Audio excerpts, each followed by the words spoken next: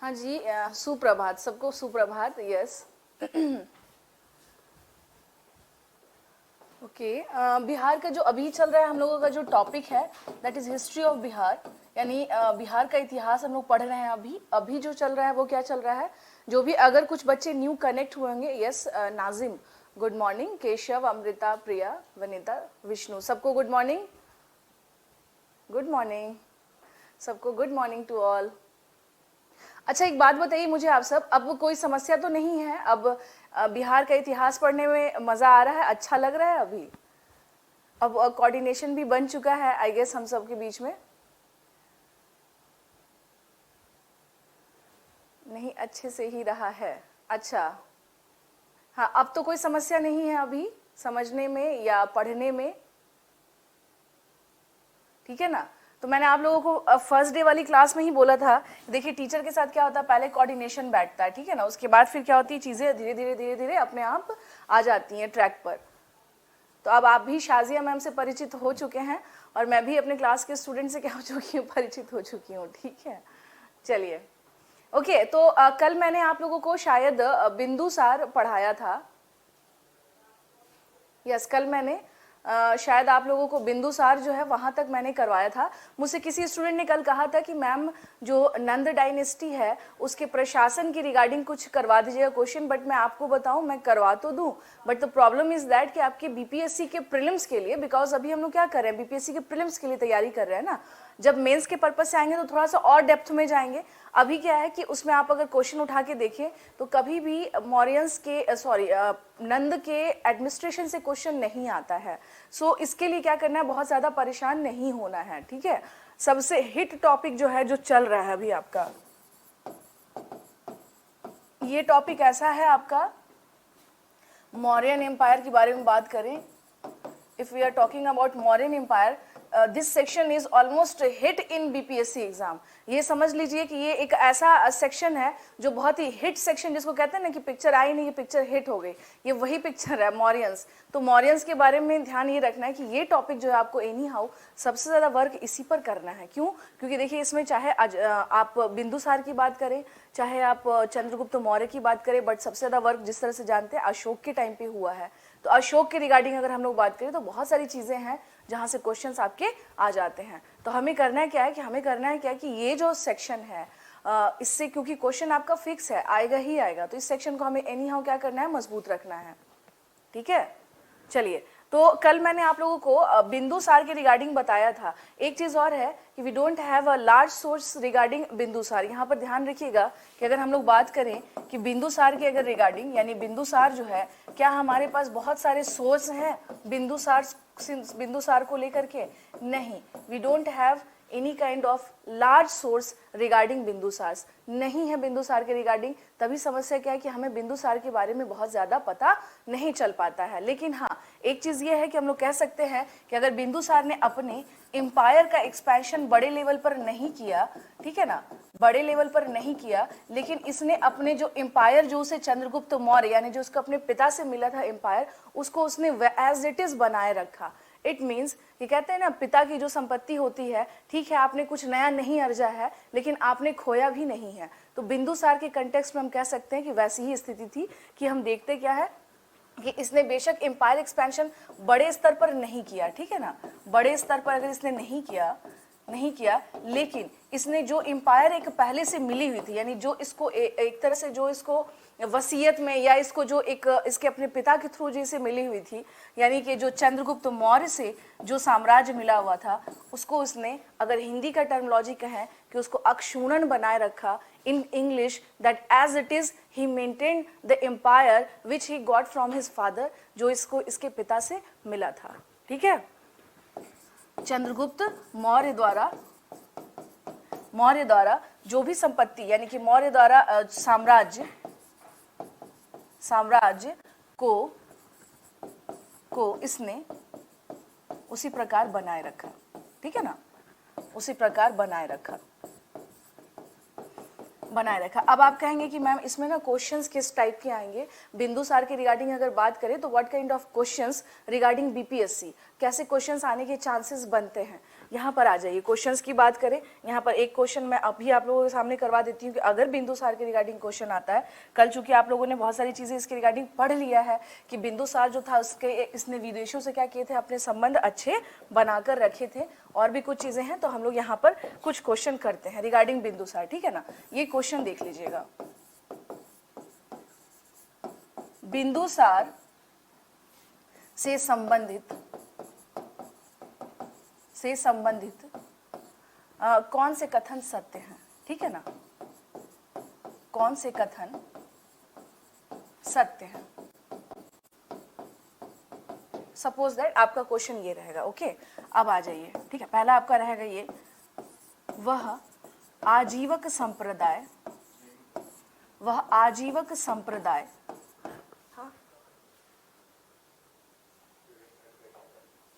हाँ जी आ जाइए। अब सुनाई दे रहा है, अब ठीक है।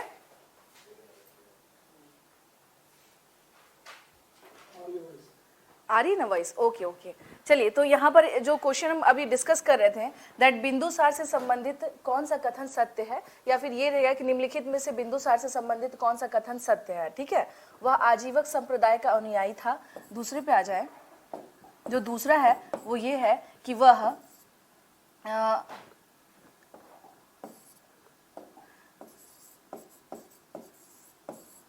इसके संबंध विदेशी राजाओं के साथ अच्छे थे, इसके संबंध विदेशी राजाओं के साथ अच्छे थे, ठीक है, के साथ अच्छे थे, ओके। नेक्स्ट आ जाइए यहाँ पर, अगर तीसरे अगर हम लोग बात करें तो इसके बारे में हम देख रहे हैं क्या कि इसने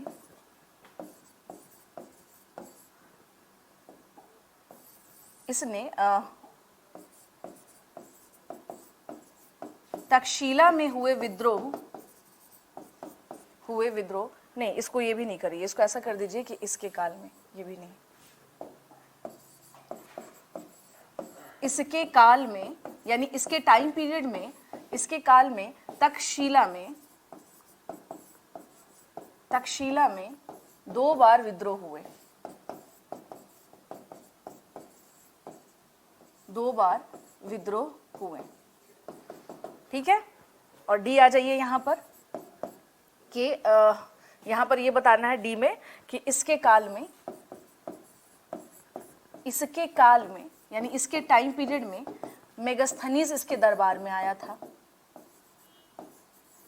मेगास्थनीज इसके दरबार में आया था, इसके दरबार में आया था, ठीक है। और ई जैसा जानते हैं आप लोग, जो ऑप्शन है कि इनमें से एक से अधिक, अभी मैं इंग्लिश में ही बोल दूंगी इसे, और इनमें से कोई नहीं,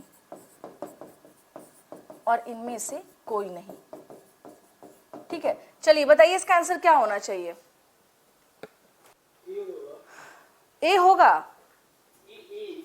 अच्छा हाँ, बाकी सभी लोग बताइए इसका आंसर, सभी लोग पार्टिसिपेट करें कि बिंदुसार से संबंधित कौन सा कथन सत्य है।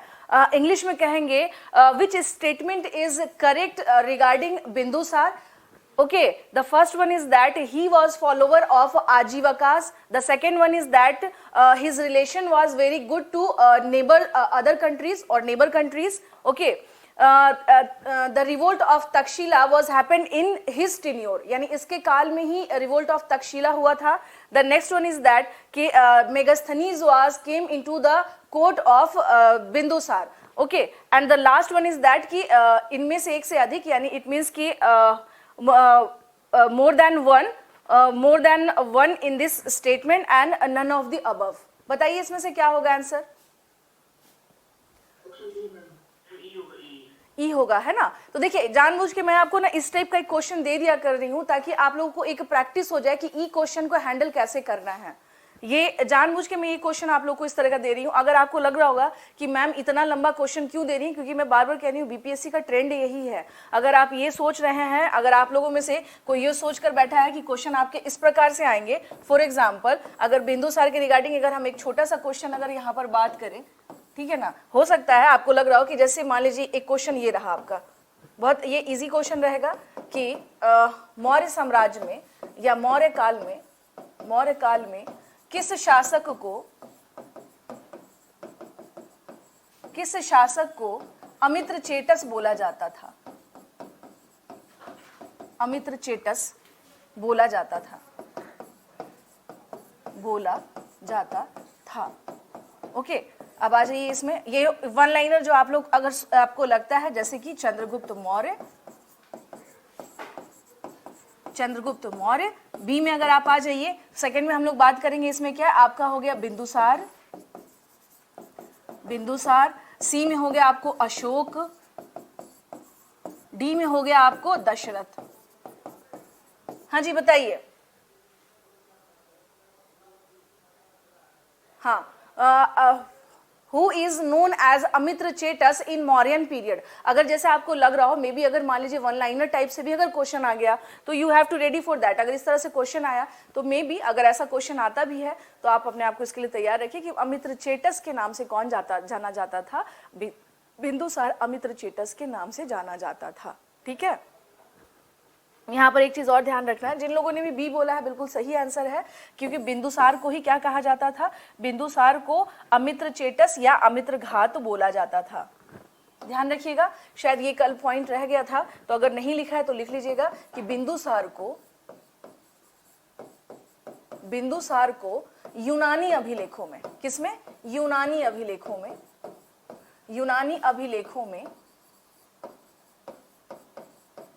अभिलेखों में अमित्रचेटस के नाम से जाना जाता है, यानी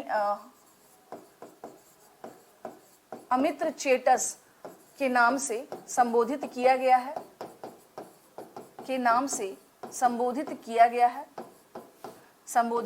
है। अब बात करें हम लोग, ये तो हो गया इसका। अब बात करेंगे कि अगर भारतीय जो साक्ष्य है यानी भारतीय जो एविडेंसेस हैं तो उसमें उसको क्या कहा गया? अमित्रघात कहा गया है। यानी भारतीय अभिलेखों में इसे इन द सेंस बिंदुसार, इसे अमित्रघात बोला गया है।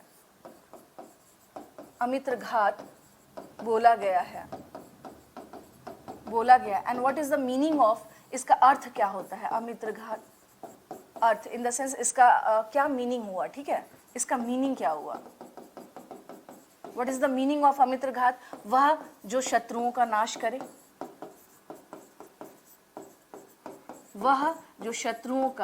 नाश करे, यानी the one who killed his enemy, the one who killed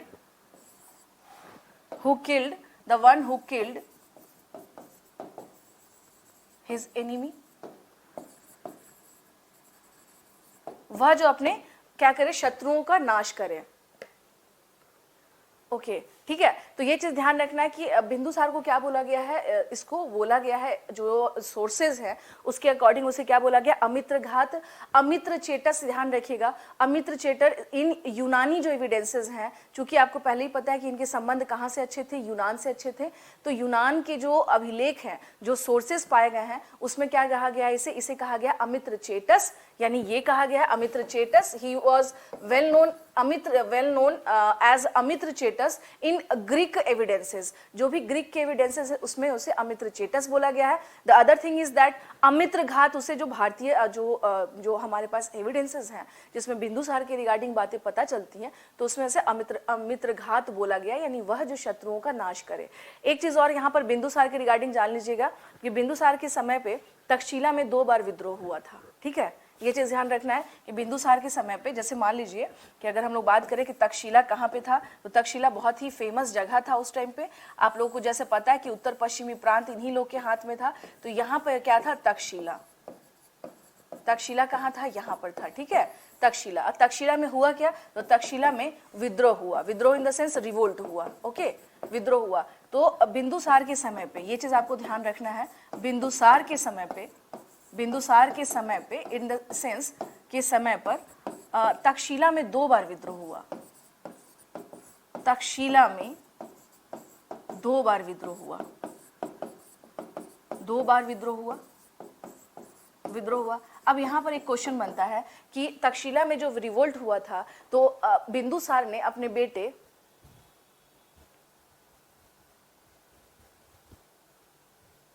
हाँ बिल्कुल केशव, एम्पायर। अब साम्राज्य का कॉन्सेप्ट मैंने आपको पहले ही बताया था कि 2 ही बार आप देखिएगा कि साम्राज्य का कॉन्सेप्ट दिखाई देता है।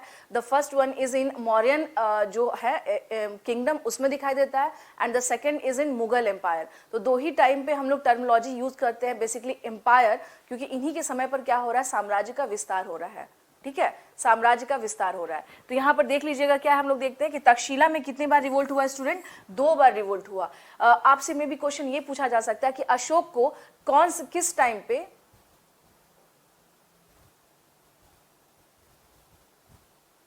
अच्छा 12 अंग पूछ रहे हैं विष्णु, यानी कि form tribal to sophisticated society. we can't say like that Keshav, that we are transforming from tribal to sophisticated society. No, at that time period there was also a nature of kingdom. ठीक है ना, a nature of kingdom was also exist in Haryang dynasty as well as Shishunag dynasty, but the condition is that the concept of empire was not we can't see in that kingdom, but after later when Mauryan empire came to throne, जब ये आते हैं then the concept of empire was exist। उसके बाद हम देखते हैं कि साम्राज्य का कॉन्सेप्ट दिखाई देता है।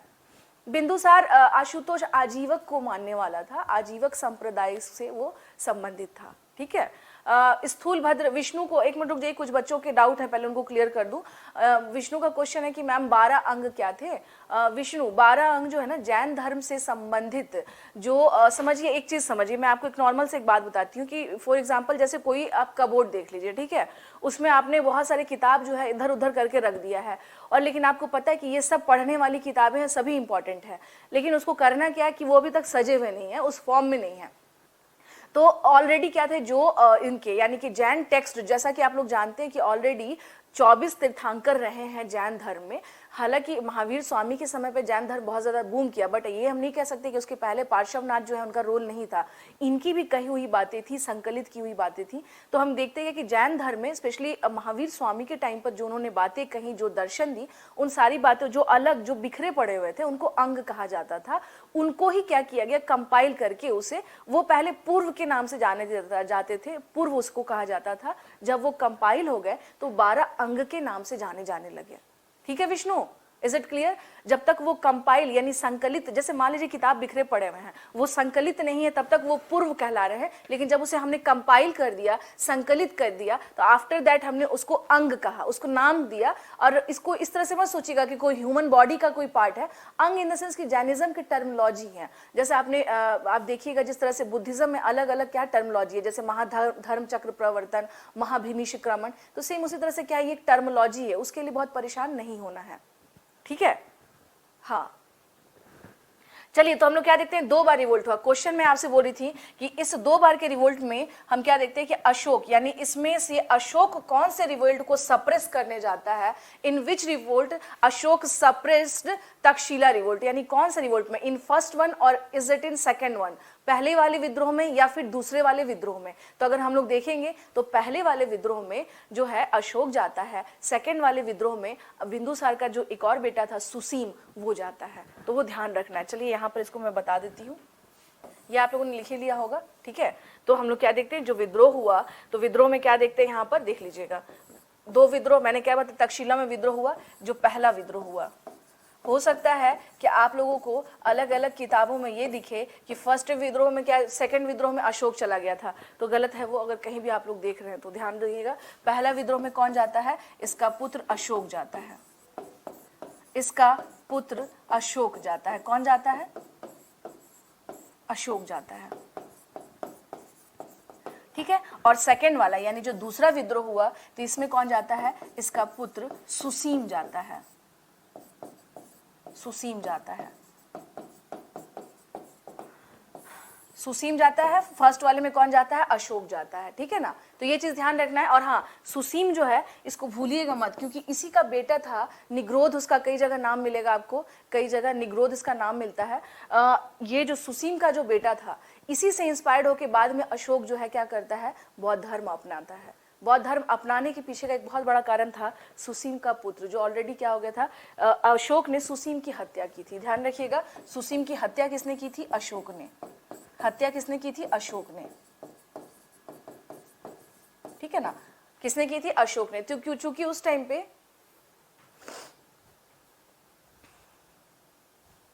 ओके ओके ओके मैं बता दूंगी, उसके लिए परेशान नहीं हुई, मैं बता दूंगी केशव, ओके ठीक है।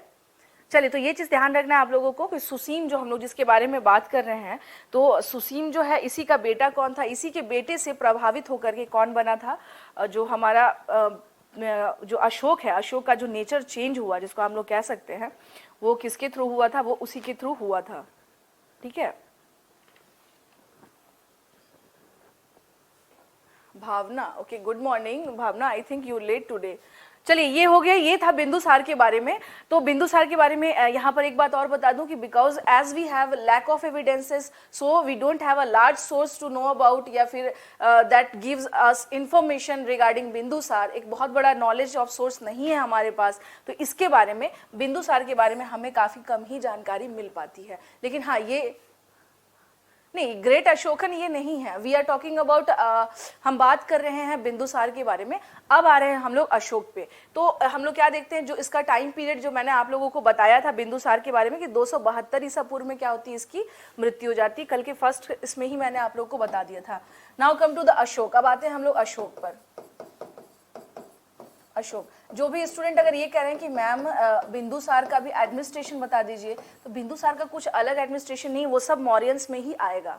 वो सब किस में आएगा, वो सब मौर्यंस में ही आएगा, ठीक है ना।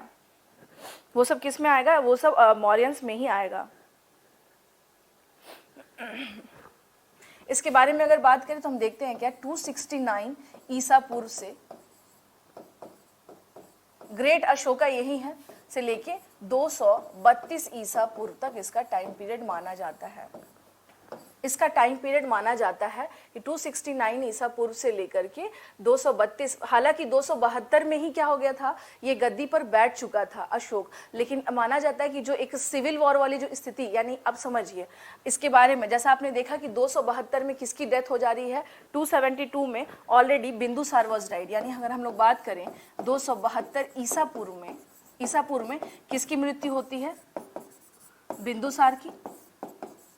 यानी Bindusara was died in 272 BC, okay. लेकिन अगर हम लोग देखें तो यहाँ देखिए इसमें फर्क है या नहीं है, जो समय का अगर काल अगर आप देखें तो भी क्या हो गया, कुछ समय लग गया यहाँ पर जाते जाते। तो माना जाता है कि इस टाइम तक पहुंचने में यहाँ पर, यानी कि मौर्यंस जो इनके भाई हैं उनके बीच में एक क्या स्थिति कैसी थी इस टाइम पर, इसके जाने के बाद, यानी बिंदुसार के जाने के बाद स्थिति क्या थी, यहाँ गृह युद्ध वाली स्थिति उत्पन्न हो चुकी थी।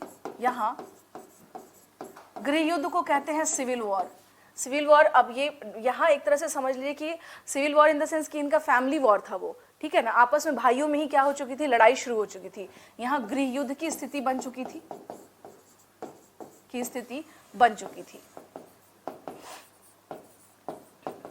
थी, इसीलिए अशोक को क्या हो गया, समय लग गया। जबकि 272 में ही हम क्या देखते हैं, बिंदुसार की डेथ हो गई थी। तो हम लोग क्या देखते हैं, गृह इन द सेंस की अशोक और उसके भाइयों के बीच द्वंद्व,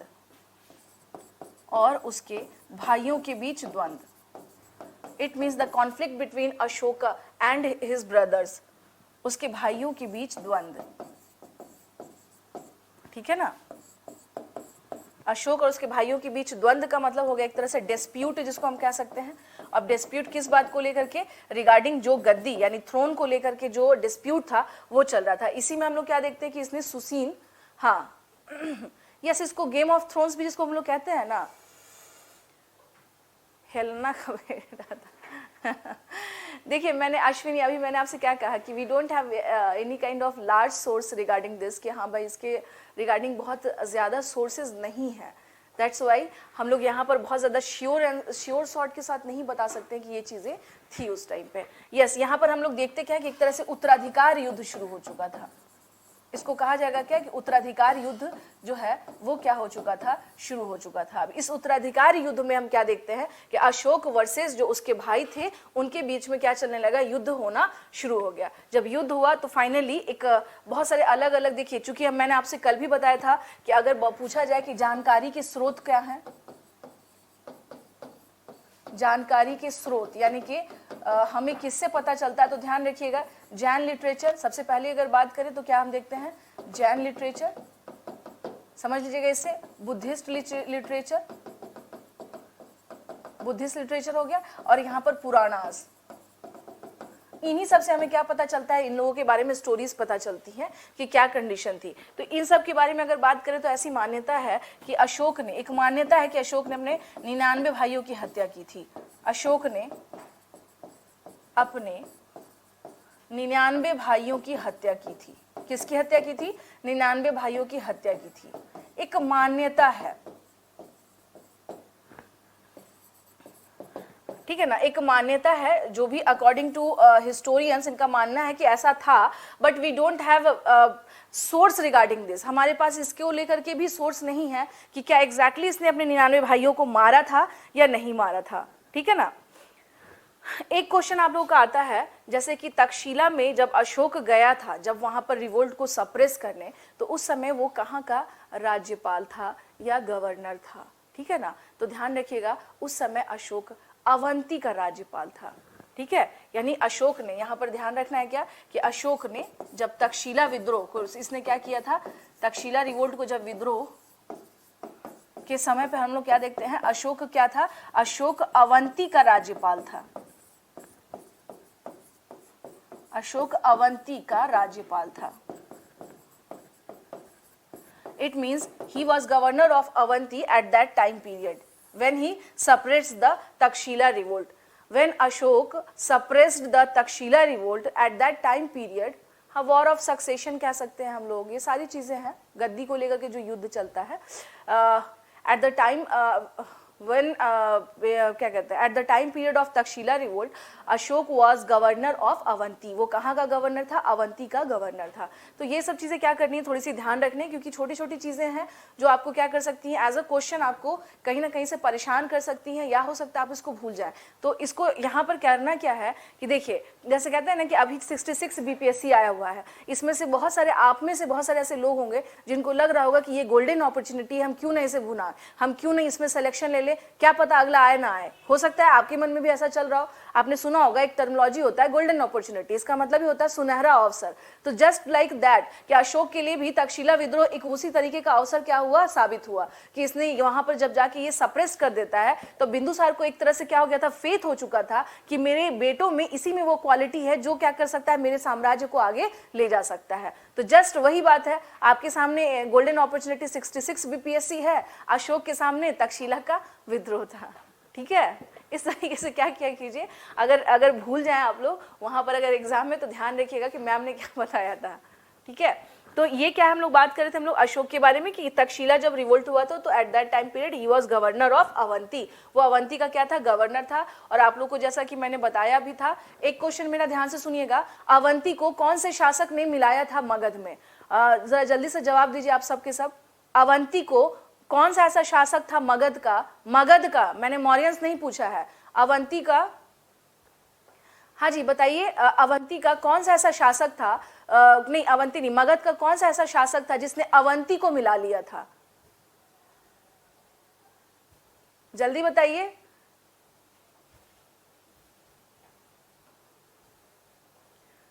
हाँ जी, ऑप्शन दूं क्या मैं आप लोगों को? अब मैंने क्वेश्चन पूछा है क्योंकि देखिए यहीं से करना क्या है, बैक यानी अपनी मेमोरी को आपको ध्यान रखना है। देखिए सबके अलग अलग आंसर आ रहे हैं और सब गलत आंसर दे रहे हैं। एक आख ही लोग हैं जिसमें मुझे एक ही का आंसर सही दिखा है अब तक में, बाकी सब के सब गलत बता रहे हैं इसमें। मैंने क्वेश्चन ये पूछा है कि वो कौन सा ऐसा मगध का शासक था जिसके समय पर अवंती को मिला लिया गया। जैसा कि आप सब जानते हैं कि स्टार्टिंग में, हाँ कुछ भी बोल दीजिए आप लोग सारे लोग के आंसर कुछ भी हो सकता है। ऑप्शन भी सुन लीजिए, अजातशत्रु, बिंदुसार, ठीक है ना, उसके बाद आप आ जाइए शिशुनाग, उसके बाद आ जाइए कालाशोक। जल्दी बताइए, यहीं देखिए, यहीं पर गड़बड़ कर गए ना आप सारे लोग, यहीं पर गड़बड़ कर गए, यही समस्या है। मैं आपसे यही कह रही हूँ कि चीजों को करना क्या, ध्यान में रखना है। इस तरह से अगर आप हिस्ट्री पढ़ रहे हैं तो आप भूल जाएंगे सारी चीजों को। आप सब डोंट माइंड, बुरा नहीं माने, मेरे आप सभी स्टूडेंट ही हैं, लेकिन जो है अपने माइंड में अब देखिए धीरे धीरे जब डांट पड़ी है तो सब सही आंसर देना शुरू कर रहे हैं अब। शिशुनाग, मैंने बताया भी था कि शिशुनाग ही पहला ऐसा शासक था मगध का जिसने अवंती को क्या किया था, मगध में मिला लिया था। ये उसके लिए सबसे बड़ा अचीवमेंट था, ये उसका सबसे बड़ा अचीवमेंट था। इसके पहले कोई भी शासक अवंती को नहीं मिला पाया था, ठीक है ना। बिंदुसार के टाइम पर हम लोग क्या बिंबिसार के टाइम पर देखते हैं कि संबंध अच्छे थे। अजात शत्रु के टाइम पर देखते हैं चंड प्रद्योत था, लेकिन उसने क्या किया था, दुर्ग बनवा लिया था, तो इस वजह से किड स्नेक शिशुनाग को अब ऐसे याद रहेगा।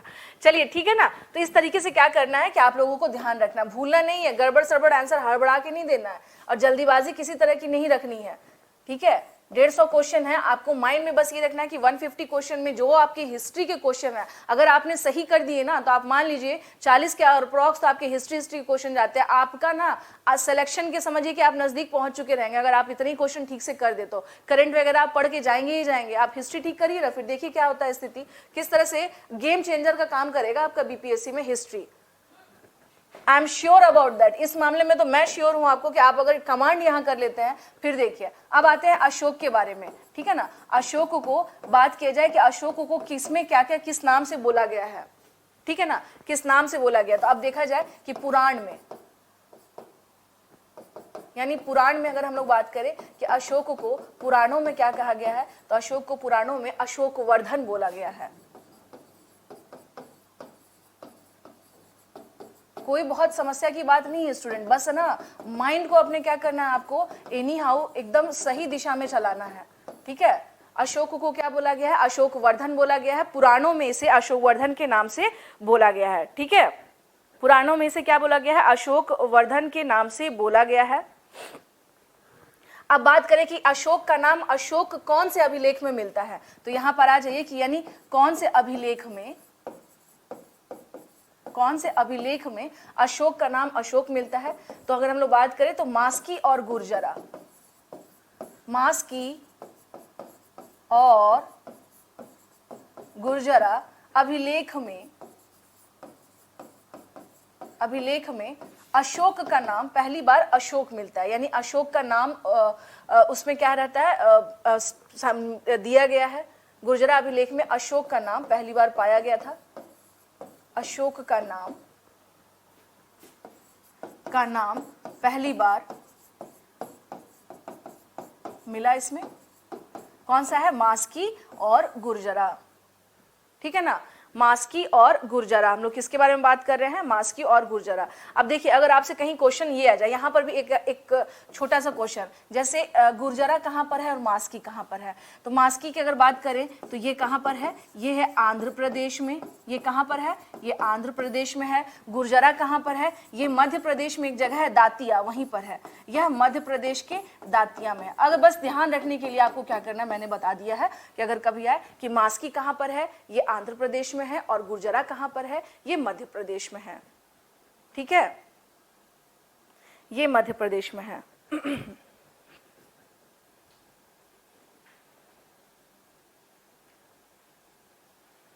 चलिए इसके बाद अगर हम लोग बात करें कि एक क्वेश्चन बहुत बार आया हुआ है बीपीएससी में, अगर आप देखिएगा तो बीपीएससी का एक फेवरेट क्वेश्चन है, वो ये है कि कौन सा ऐसा शासक था जो अपने आप को देवनाम प्रियदसी के नाम से बुलाता है। देख लीजिएगा, अशोक, यस, अशोक स्वयं को, यानी अपने आप को स्वयं को, अशोक स्वयं को अपने अभिलेखों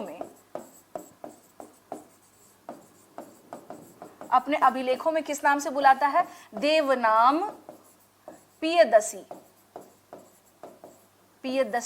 ठीक है ना। और कई जगह देवनाम प्रियदर्शी भी है,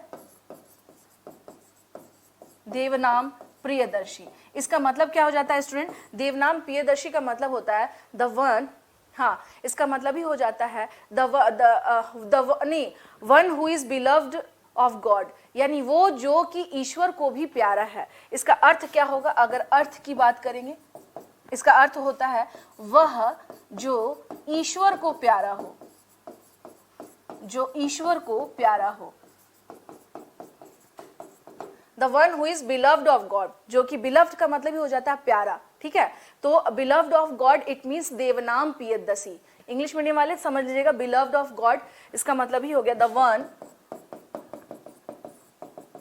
one who is beloved of God, ठीक है, who is beloved of God, ये वह जो कि क्या हो, बिलव्ड ऑफ गॉड, यानी जो ईश्वर को भी प्यारा हो। और वो कौन है, वो है हमारे अशोक, सम्राट अशोक। तो ध्यान रखना है कि अशोक ने अपने ही अभिलेख में, एक चीज और है उस समय का ना, एक टेंडेंसी और समझ लीजिएगा कि जो भी शासक हुआ करते थे वो कभी भी अपने आप को गिरा करके या अपने आप को बहुत डाउन टू अर्थ नहीं जा सकते हैं। अगर कोई शासक उस लेवल पर गया है तो आप देखिएगा इतिहास गवाह रहा है कि उसको उस तरीके का तरजीह नहीं मिला है। फॉर एग्जाम्पल मैं आपको बता दूं, अगर यहाँ ज्यादा दूर जाने की जरूरत नहीं है, मध्यकाल में औरंगजेब के बारे में आप लोगों ने पढ़ा होगा, ठीक है। एक तरफ तो वो डिस्ट्रक्टर है, वो ध्वंस करता है, लेकिन उसके साथ एक जो उसके बारे में बात की जाए तो लैविश लाइफ नहीं जीता था वो। एज अ किंग, राजा के तौर पर वो कभी भी बहुत महंगे जो है अपने आप को शो करना उसने नहीं किया था। उसके बारे में माना जाता है कि उसने वो जो कुरान शरीफ को होता है उसे सिल करके या उसको बेच करके, कई बार उससे ही वो पैसा जो अर्जित होता था उससे वो काम चलाता था, बहुत डाउन टू अर्थ। तो आपको मैं बता दूं कि इतिहास में ना ऐसे शासकों के लिए बहुत जगह नहीं रहती है। वो शासक जो अपने बारे में जब तक अपनी बखान ना करवाएं, जो बहुत ज्यादा हाँ, वैसे शासक जो अपने आप को बहुत ज्यादा बखान ना करवाएं या अपने बारे में बहुत बढ़ा चढ़ा कर ना बोले। जैसे आप देखिएगा गुप्तकाल की बात करें तो गुप्तकाल में आप देखिएगा कि जितने भी शासक हैं वो अपने नाम को देवताओं से जोड़ना शुरू कर देते हैं। तो ये लोगों के बीच में एक मैसेज दिया जाता है कि आपका किंग जो है वो नॉर्मल पर्सन नहीं है, वो शासक बना है। क्यों? क्योंकि भगवान की इच्छा है तभी वो शासक बना है। इस बात को आपको ध्यान में रखना होगा कि यहाँ पर जो मैटर करता है कि अगर शासक कोई है तो शासक खुद से नहीं है, ईश्वर की इच्छा है तभी वो शासक है, ठीक है ना। ईश्वर की इच्छा थी तभी वो क्या है, शासक बना था। तो इसलिए जो भी आप देखिएगा कि इस तरह के जो भी शासक हमें आप देखते हैं वो अपने आप को क्या करते हैं, वो बढ़ा चढ़ा के लिखते भी थे। तो अगर अशोक की बात करें तो यहाँ बढ़ा चढ़ा की बात नहीं, ये क्या है कि एक तरह से, क्योंकि इसके पहले कोई शासक यूज नहीं कर रहे हैं, अशोक यूज कर रहे हैं इस टर्मिनोलॉजी को, तो ये लोगों को बताना होता है ना कि आपका जो किंग है, वो राजा है, वो अलग है, ठीक है। वो जो आपका राजा है वो क्या है, अलग है। अब देखिए इसके बारे में अगर हम लोग बात करें, अशोक के बारे में अगर हम लोग बात करें, ठीक है, कि इसमें अब नेक्स्ट हम लोग आते हैं कि अशोक के लाइफ का जो टर्निंग पॉइंट रहा।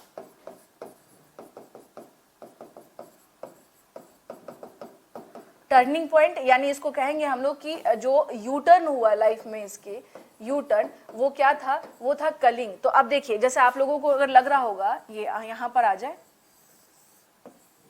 किसने पूछा मैम उत्तर पता नहीं, तक्षशिला में विद्रोह क्यों हुआ था।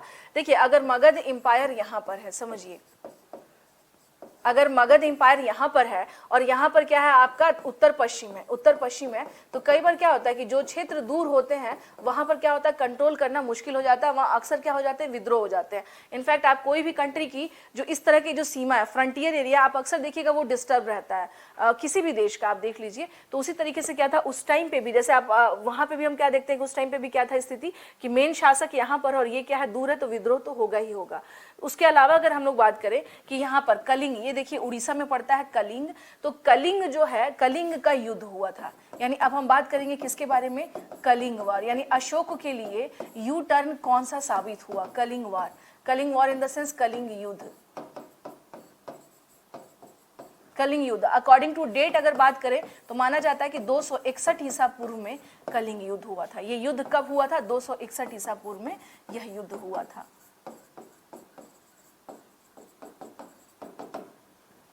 एक चीज ध्यान रखना, महापद्म नंद ने क्या किया था, कलिंग को मिला लिया था मगध में। लेकिन इसके बाद अगर हम लोग बात करें तो चंद्रगुप्त मौर्य में भी माना जाता है कि ऐसा कोई समस्या नहीं थी। लेकिन हाँ, समय समय के साथ में भी वहां के कुछ जो क्षेत्रीय शासक थे वो अपने आप को क्या करने लगे थे, स्वतंत्र घोषित करने लगे थे। तो सेम कंडीशन यहाँ पर क्रिएट होती है कलिंग के मामले में। यहाँ अगर हम बात करें कलिंग में तो इसके विद्रोह का कारण क्या बना, अगर ये पूछे कि इसके विद्रोह का कारण क्या रहा, ठीक है ना, विद्रोह का कारण क्या क्या रहा, तो विद्रोह का कारण ये था कि यहाँ के क्षेत्रीय शासक का विद्रोह कर देना, यानी कि क्षेत्रीय शासकों का स्वयं को स्वतंत्र करना, स्वतंत्र इन द सेंस कि हमने घोषित कर दिया, स्वतंत्र करना, इट मीन्स कि now I am free from the supremacy of Mauryans. मैंने अपने आप को क्या किया। हाँ, एक चीज और है, यहाँ पर बहुत सारे स्टूडेंट पूछ रहे हैं कि मैम कलिंग का इस टाइम पे शासक क्या था। तो अगर बात करें तो देखिए अभी भी ना कोई एविडेंसेस नहीं है, बस ये पता है कि कलिंग का युद्ध हुआ था, कोई साक्ष्य नहीं मिल पाता है कि इस टाइम पे एग्जैक्टली राजा कौन था। कहीं कहीं पर नाम आता है कि नंदराज यहाँ का कोई राजा था, कहीं कहीं पर वी हैव सम एविडेंसेस कि हाँ नंदराज था, but we are not sure about that Keshav कि वहां पर यस। अगर देखिए अब यहाँ पर बात की जाए कि कलिंग की राजधानी, अगर आपको लोगों को जानना है कि मैम कलिंग की राजधानी क्या थी, राजधानी क्या थी, तोसली, ठीक है ना, तोसली, इसकी राजधानी क्या थी, तोसली, ठीक है। तो इस तरह से ध्यान रखना होगा कि कलिंग का युद्ध हुआ 261 ईसा पूर्व में, अशोक ने इस युद्ध को लड़ा, माना जाता है कि लगभग 1 लाख के आसपास, यानी ये जो युद्ध हुआ, मैंने आपसे क्या कहा कि यहाँ पर ना एविडेंसेस नहीं है, एविडेंसेस इन द सेंस कि कौन सा शासक था, बट हाँ एक अनुमान है कि नंदराज नाम का एक शासक था। कलिंग का युद्ध हुआ था, इसके बारे में हमें हाथी गुम्फा अभिलेख से भी क्या मिलती है, जानकारी मिलती है, यानी इसका सोर्स क्या है, इसके बारे में जानने का सोर्स क्या है। सोर्स की बात करें तो हमें हाथी गुम्फा अभिलेख से कलिंग युद्ध के बारे में पता चलता है, कलिंग युद्ध के बारे में पता चलता है।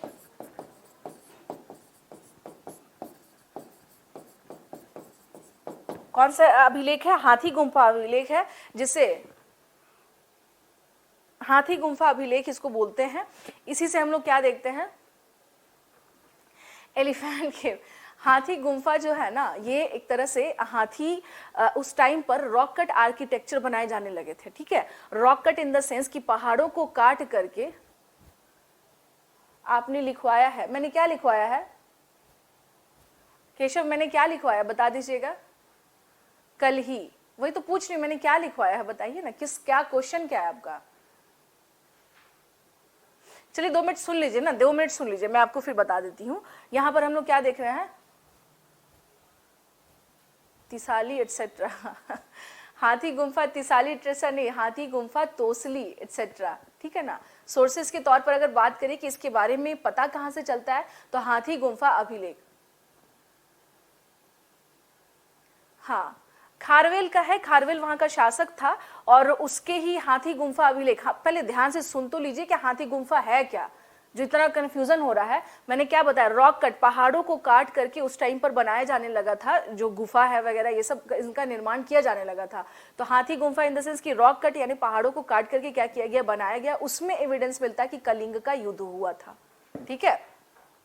हाँ, उसमें एविडेंस मिलता है हमें क्या, कि कलिंग का युद्ध हुआ था, ठीक है। चलिए उसके बाद अगर हम लोग बात करें इसके बारे में, उसमें ये एविडेंस मिलता है हम लोगों को कि हाथी गुम्फा क्या, इससे एक अशोक के कलिंग युद्ध के बारे में हमें पता चलता है, ठीक है। यहाँ पर ये तो हो गया, ये हो गया कि अशोक के बारे में कि कलिंग युद्ध, मैंने आपसे क्या बताया कि माना जाता है कि अप्रॉक्स, यानी अप्रॉक्स क्या था, 1 लाख के आसपास क्या हुए थे, इंजर्ड हुए थे, यानी लोग की मृत्यु हो गई थी। ये बहुत बड़े लेवल पर क्या रहा, नरसंहार रहा, नरसंहार रहा, ये बहुत बड़े लेवल पर, यानी बहुत बड़े लेवल पर लोगों को मारा गया इसमें। हाँ, बहुत बड़े लेवल पर ये क्या रहा, नरसंहार रहा, बहुत बड़े लेवल पे इसमें क्या हुआ, रक्तपात, खून बहा, जिसको ब्लडी वॉर बोलते हैं ना, ये वही था, यानी बहुत ज्यादा क्या हुआ था, खून बहा था इस युद्ध में। तो इस युद्ध के बाद ही हम लोग क्या देखते हैं कि अशोक का जो मन है ना, हृदय परिवर्तन उसका यहीं से होता है। हालांकि कलिंग को इसने क्या किया था, मिला लिया था। यहाँ पर एक चीज और ध्यान रखना होगा, जैसे ये युद्ध आपने देख लिया, यहाँ पर एक चीज और बता देती हूँ आप लोगों को कि जब कलिंग इसके अंडर में आ गया, यानी अशोक के अंडर में जब कलिंग आ गया, ये देख लीजिए, अशोक के अंडर में अगर हम लोग बात करते हैं कि जब कलिंग आता है तो फिर ये क्या करता है, इसके बाद देखिए जब कलिंग, यानी कि जब मौर्यंस के पास में जब कलिंग, ये रहा कलिंग, यहाँ पर कलिंग, तो जब आता है तो इसने क्या किया कि कैपिटल, इसकी राजधानी क्या रही, इसकी उत्तर की राजधानी, ध्यान रखना होगा, उत्तर की राजधानी, उत्तर की राजधानी कौन सी रही, तोसली, तोसली। और कलिंग की ही हम लोग बात कर रहे हैं, इसके दक्षिण की राजधानी, इसने दक्षिण की राजधानी किसको बनाया? जौगढ़ को, ठीक है ना, जौगढ़। जौगढ़ को इसने क्या किया? इसकी दक्षिण की राजधानी बनाई। जब यानी कि जब कलिंग को मिला लिया गया, किस में मिला लिया गया? ये बात हम लोग कर रहे हैं जब कलिंग को मौर्यंस में यानी मौर्य साम्राज्य में मिला लिया गया, मौर्य साम्राज्य में मिला लिया गया, ठीक है ना। तो हम लोग क्या देखते हैं कि इसने क्या किया था? दो इसको एक उत्तर की ओर कलिंग की राजधानी तोसली रखी और दक्षिण की ओर इसने क्या रखा? जौगढ़ रखा, ठीक है। दक्षिण की ओर इसने क्या रखा? जौगढ़ रखा। दक्षिण की ओर इसने क्या किया था? जौगढ़ रखा था।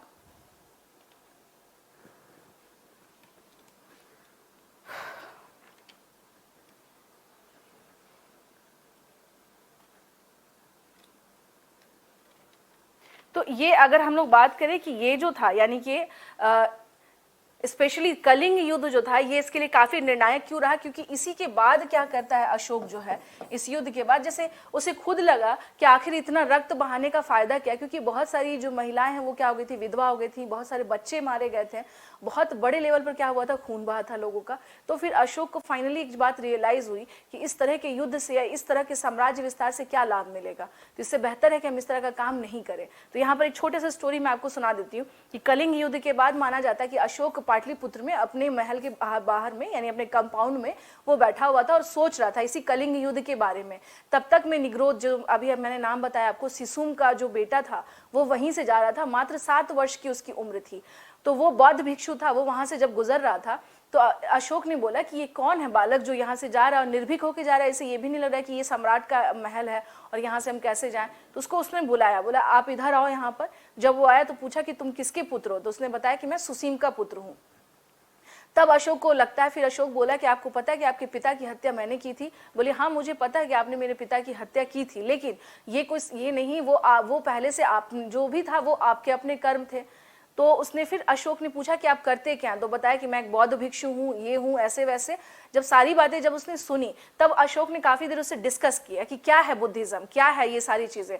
जब सारी बातें डिस्कस कर ली तब उसे समझ में आया कि ये यानी कि ऐसा धर्म जरूर है जिससे शांति का हमें संकेत मिलता है। यानी अगर दुनिया में अगर इस बालक को मालूम है कि इसके पिता का हत्यारा मैं हूँ, फिर भी ये बालक इतना ज्यादा शांत है, तो इसका मतलब है कि इस धर्म में कहीं कुछ वैसी क्वालिटी है जिससे इसको अपनाया जा सकता है। तो अशोक हम लोग कह सकते हैं कि प्रभावित वहीं से हुआ था। उसके बाद माना जाता है कि मोगल्लीपुत्तिस, नाम सुना होगा आप लोगों ने, जो इसने अपने यहाँ बौद्ध संगीति करवाई थी। तो मोगल्लीपुत्तिस कई जगह उपगुप्त के नाम से ही मोगल्लीपुत्तिस को जाना जाता है।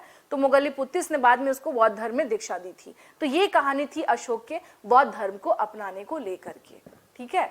तो चलिए यहाँ पर हम लोग फिर आगे बढ़ते हैं। यहाँ पर ये था यानी जौगढ़, यानी इसने क्या किया था? अपने इसकी उत्तर की ओर की राजधानी किसे बनाई थी? तोसली की, और दक्षिण की जौगढ़ बनाएगी। यहाँ पर ना एक पॉइंट रह गया, जैसे अशोक के पिता का तो पता है, माता के बारे में अगर बात किया जाए, इसको भी लिख लीजिएगा, मदर के बारे में अगर, हाँ एक पॉइंट ये रह गया था, छूट गया था कि अशोक की मदर के बारे में हम लोग बात करें तो हम लोग क्या देखते हैं कि महाबोधि वंश में उसकी माता का नाम धम्मा बताया गया है। महाबोधि वंश में इसकी माता का नाम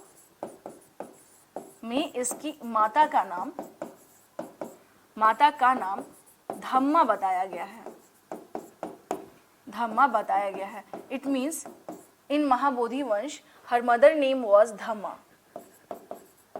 बताया गया है, ठीक है। और अगर इसके अलावा अगर हम लोग बात करें कि इसको कई जगह अग्नि महिषमी यानी कि अगा महिषी भी इसको बोला गया। जैसे महाबोधि वंश पे जो टीका लिखी गई, टीका इन द सेंस इसी का एक सरल बुक होता है समझने के लिए, जो टीका लिखी गई इसे इसमें क्या कहा गया है? इसमें कहा गया है अगा महिषी। क्या कहा गया है इसे? अगा महिषी।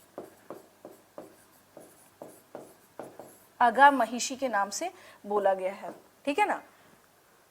अगा महिषी के नाम से इसे क्या किया गया है? बोला गया है। और अगर हम लोग बात करें तो इतिहासकारों यानी अकॉर्डिंग टू इतिहासकार यानी हिस्टोरियंस जो हैं, इतिहासकारों के अनुसार अगर हम लोग बात करें, अकॉर्डिंग टू हिस्टोरियंस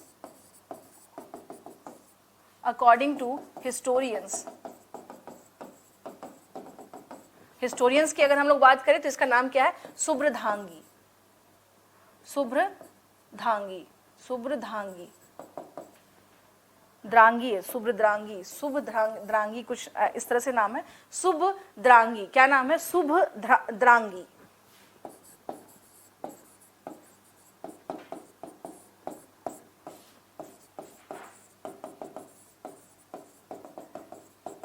शुभद्रांगी, यानी कि इतिहासकारों ने, यानी जिन्होंने जो भी जितने भी हिस्टोरियंस हैं, इन लोगों ने जो अपने रिसर्च किए इसके अकॉर्डिंग इन्हें क्या नाम मिला है अशोक की मदर का। तो एक सबसे परफेक्ट माना है कि शुभ्रधांगी जो थी ये अशोक की मदर थी। बट महाबोधि वंश में इनकी माता का नाम क्या मिल रहा है, अशोक की धम्मा, और अगामहिषी भी इन्हें बोला गया है, इस नाम से भी इन्हें जाना जाता है। तो ये अशोक के मदर के बारे में हम लोग यहाँ पर, ये एक पॉइंट रह गया था इसलिए मैंने ये पॉइंट आप लोगों को बता दिया है। इसके अलावा इसको पहले नोट डाउन कर लीजिए 2 मिनट।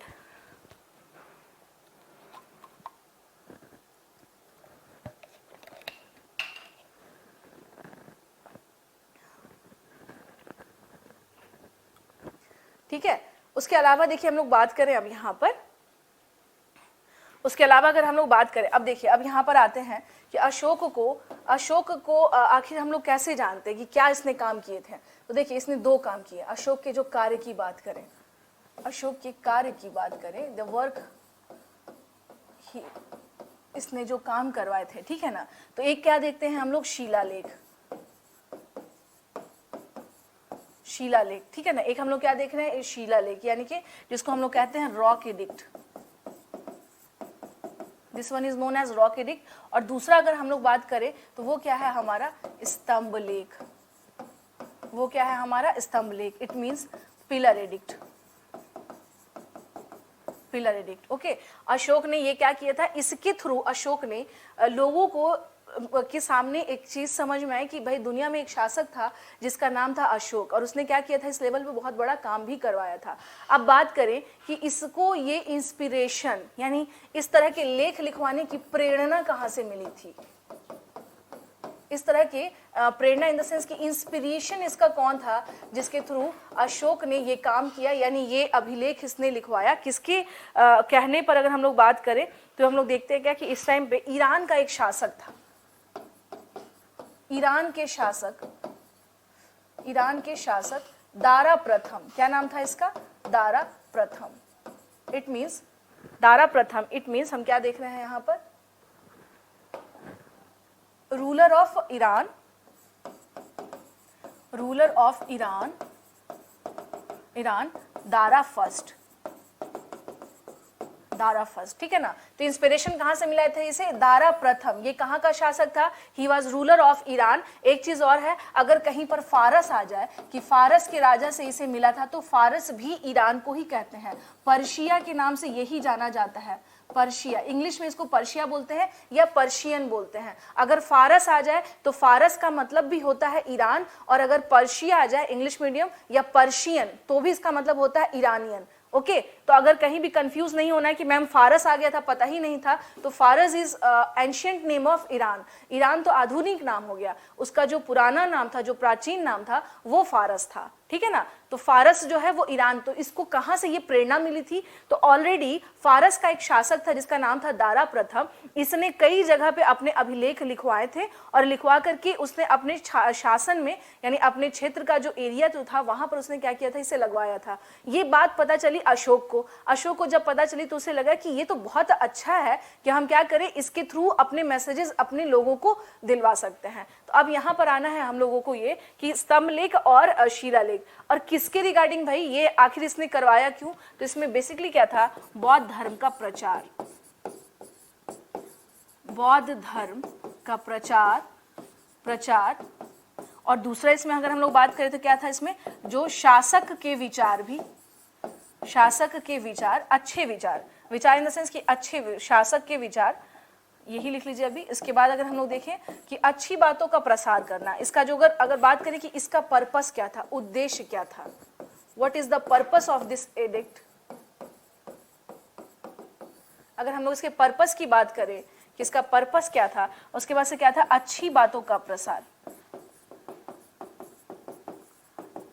जैसे आप देख लीजिए, अभी हम लोग बात करें कि अगर आप ही हैं, जैसे हमारे यहाँ गवर्नमेंट जो हमारी है, आप देखेंगे बड़ा बड़ा पोस्टर लगा रहता है, उस पर लिखा रहता है कि देखो गंदगी मत फैलाओ, है ना, गंदगी फैलाओगे तो इससे ऐसा ऐसा होगा, बीमारियां फैलेंगी। तो ये तो बेसिकली गवर्नमेंट आपसे कह रही है, लेकिन आपके दिमाग में वो फोटो देख के हिंट करता है ना कि भाई हमें गंदगी नहीं फैलानी चाहिए, नहीं तो अदरवाइज इससे क्या होगा, इससे नुकसान होगा। तो सेम वही चीज है कि अशोक यानी कि उस टाइम पे भाई सोशल नेटवर्किंग का साइट नहीं था उस टाइम पे, उस जमाने में अपनी बात को पहुंचाने का माध्यम बना शिलालेख और स्तंभलेख, जिसका अशोक ने क्या किया था, सहारा लिया था। ठीक है, अब यहां पर आ जाते हैं, ये आप लोगों ने लिख लिया होगा। तो अगर यहां पर एक चीज, एक पॉइंट आप लोग मेंशन कर लीजिएगा कि अशोक को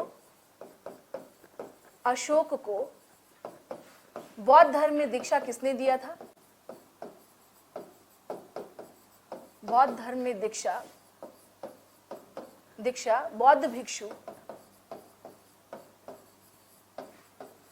बौद्ध भिक्षु उपगुप्त ने दिया था। उपगुप्त ने दिया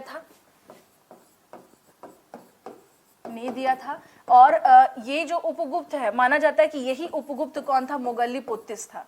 यही उपगुप्त मोगल्लीपुत्तिस के नाम से जाना जाता था, मोगल्ली, ठीक है ना, मोगल्लीपुत्तिस के नाम से यही जाना जाता था। मीन्स अगर उपगुप्त है तो इसको आप लोग कई जगह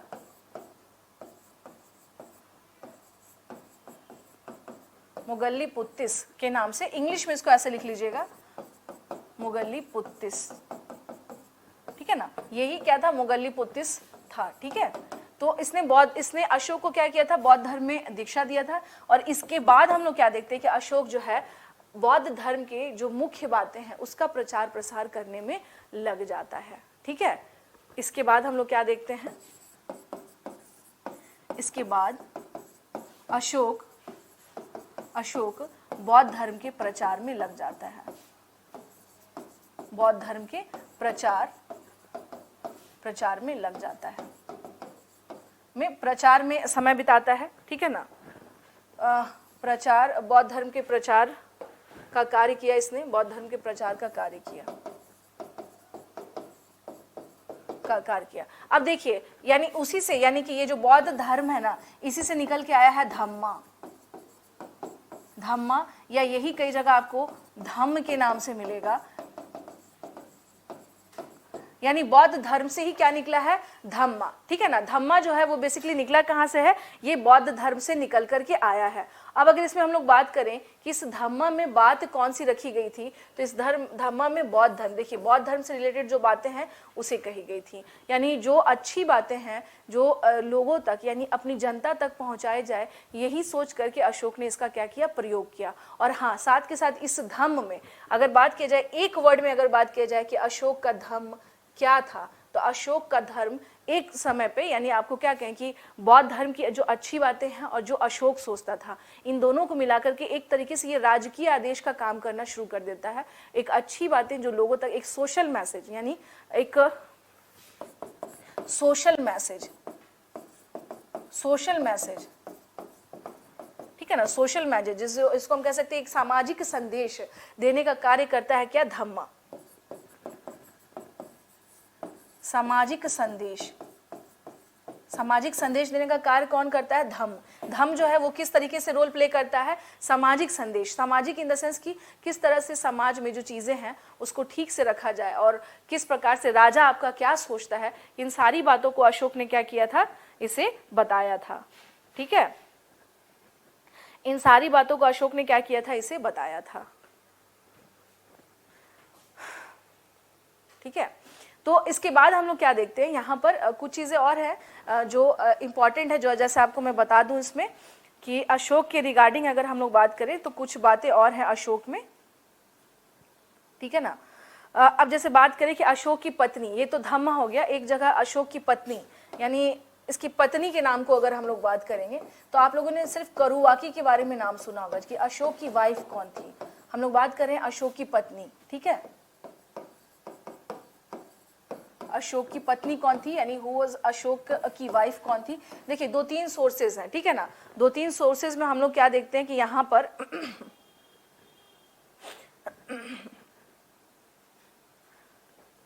ठीक है। तो जो एक पुस्तक है, यानी कि अगर हम लोग बात करें सिंघली परंपरा, सिंघली परंपरा के अनुसार, सिंघली परंपरा ये जो है, इसके अनुसार अगर हम लोग बात करें तो माना जाता है कि अशोक कहाँ जा रहा था, अशोक जा रहा था विदिशा, ठीक है ना, उज्जैनी जाते हुए, उज्जैनी जाते समय अशोक विदिशा, विदिशा यानी वही मध्य प्रदेश वाला जो एरिया है, हाँ विदिशा जो है हम लोग क्या देखते हैं वो मध्य प्रदेश वाला क्या है एरिया है। तो हम लोग क्या देखते हैं कि अशोक जो है विदिशा रुका था, यानी उज्जैनी जाते समय अशोक कहाँ रुका था, विदिशा रुका था, विदिशा रुका था। यहीं पर माना जाता है कि एक श्रेष्ठी, यहाँ पर क्या था, एक श्रेष्ठी की पुत्री थी, पुत्री देवी के साथ इसका विवाह हुआ था,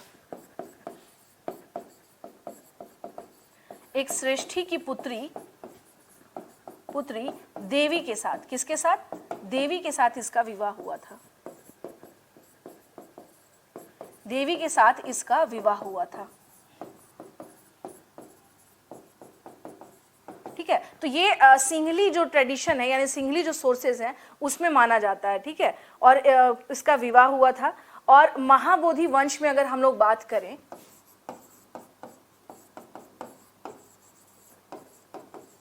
महाबोधि वंश में अगर हम लोग बात करें कि महाबोधि वंश में क्या बताया गया है, अशोक की पत्नी का नाम, तो अब महाबोधि वंश में इसकी पत्नी का नाम वेदिश महादेवी मिलता है। महाबोधि वंश में इसकी पत्नी का नाम वेदिश महादेवी, वेदिश महादेवी मिलता है, ठीक है ना, क्या मिलता है, वेदिश महादेवी। महाबोधि वंश में इसकी वाइफ का नाम, his wife name was Vedisha Mahadevi, okay, his wife name was Vedisha Mahadevi. और अगर हम लोग बात करें कि अशोक के कोई ऐसे एविडेंस जिसमें उसकी पत्नी का नाम मिलता हो, तो देखिए जो अशोक का अगर हम लोग बात करें यहाँ पर, हाँ अगर हम लोग बात करें इसमें, तो अशोक के जो वेदिश महादेवी है, माना जाता है कि इसी की पुत्री थी, कौन, संघमित्रा और राहुल जो है इसी के पुत्री थे, यानी पुत्र और पुत्री, वेदिश महादेवी की पुत्री संघमित्रा, जिसको श्रीलंका भेजा था इसने बौद्ध के प्रचार के लिए, संघमित्रा, और राहुल इसका पुत्र था। ये वेदिश महादेवी के ही क्या थे, राहुल, जो सन हुआ यानी कि जो पुत्र हुआ उसका नाम क्या था, राहुल, और जो पुत्री हुई यानी डाउटर जो हुई इसका नाम क्या था, संघमित्रा, ठीक है। अगर और उसके अलावा अगर हम लोग बात करें तो सिर्फ और सिर्फ इसका एक ही ऐसा जो हमारे पास जो एविडेंस है, ठीक है ना, इसका सिर्फ एक ही ऐसा एविडेंस है जिसमें हम लोग क्या देखते हैं, जिसको कहा जाता है क्या कि इसमें रानी के बारे में क्या है पता चलता है, ठीक है ना, उसको हम लोग क्या देखते हैं, सिर्फ एक ही है जिसको हम लोग कहते हैं अशोक का जो प्रयाग अभिलेख है, यानी कि यहां पर आ जाइएगा, अशोक के प्रयाग अभिलेख में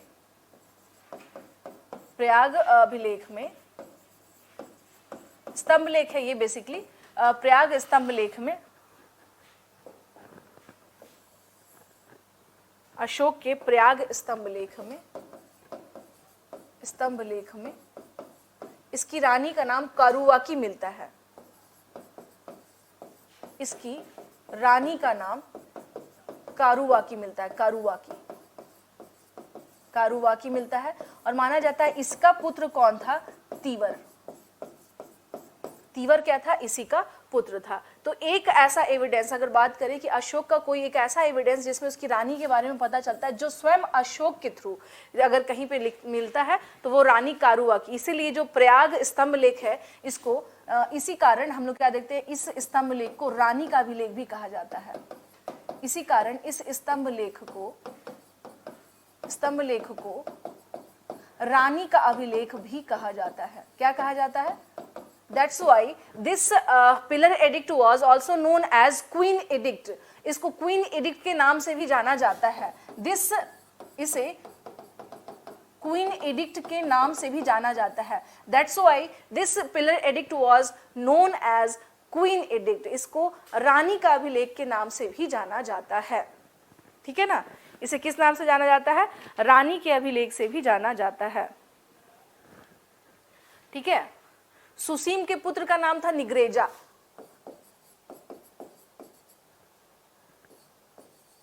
सुसीम के पुत्र का नाम अगर जिन लोग पूछ रहे हैं, उसका नाम था निग्रेजा, ठीक है ना। जिससे अशोक क्या हुआ था? प्रभावित हुआ था। जिससे अशोक क्या हुआ था स्टूडेंट? प्रभावित हुआ था। अशोक प्रभावित हुआ था बौद्ध धर्म के लिए।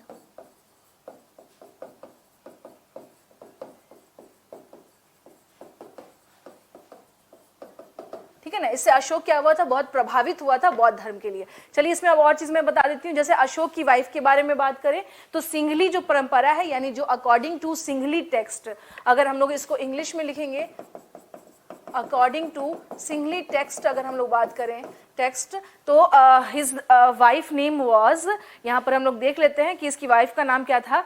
देवी। हिज वाइफ नेम वाज देवी। इसकी वाइफ का क्या था? नाम था। और जब ये उज्जैनी जा रहा था तो उसी दौरान, चूंकि ये अवंती का गवर्नर था, तो विदिशा में ये रुका था। वहां पर एक श्रेष्ठी की पुत्री से इसका क्या हुआ था? विवाह हुआ था।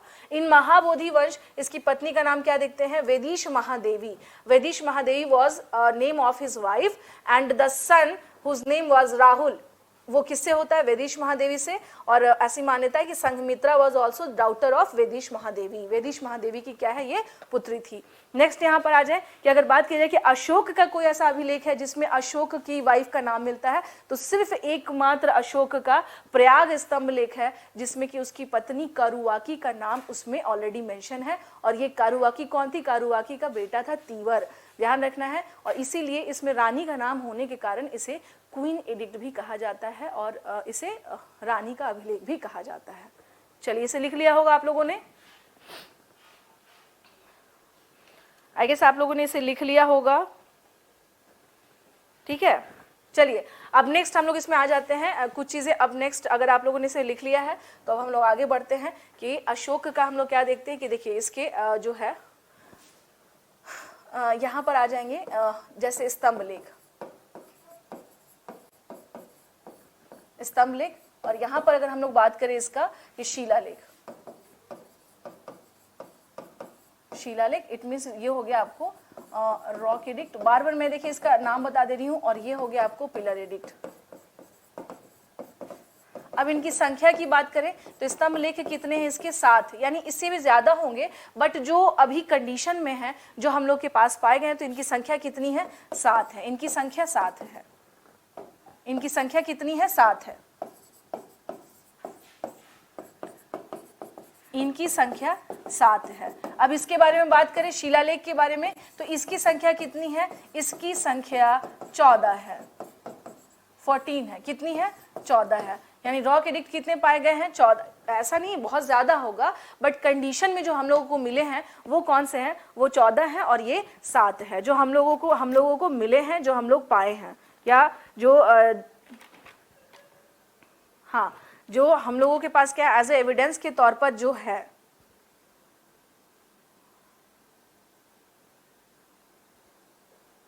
ठीक है, एविडेंस के तौर पर अगर हम लोग बात करें तो इसकी संख्या कितनी है? इसकी संख्या है 7 है। ठीक है,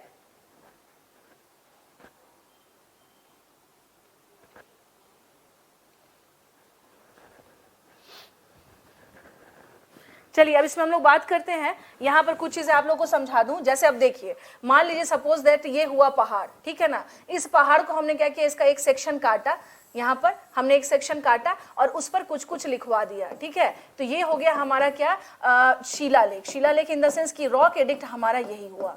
ठीक है ना, रॉक एडिक्ट क्या होगा? यही होगा। रॉक एडिक्ट क्या होगा? ये। अब बात करें स्तंभ लेख, ये देख लीजिए इस तरह से। ठीक है ना, कई जगह पे आप देखिएगा जो स्पेशली अगर हम लोग बात करें तो इसमें शायद मैंने सीधा बना दिया, नहीं रुक जाइए।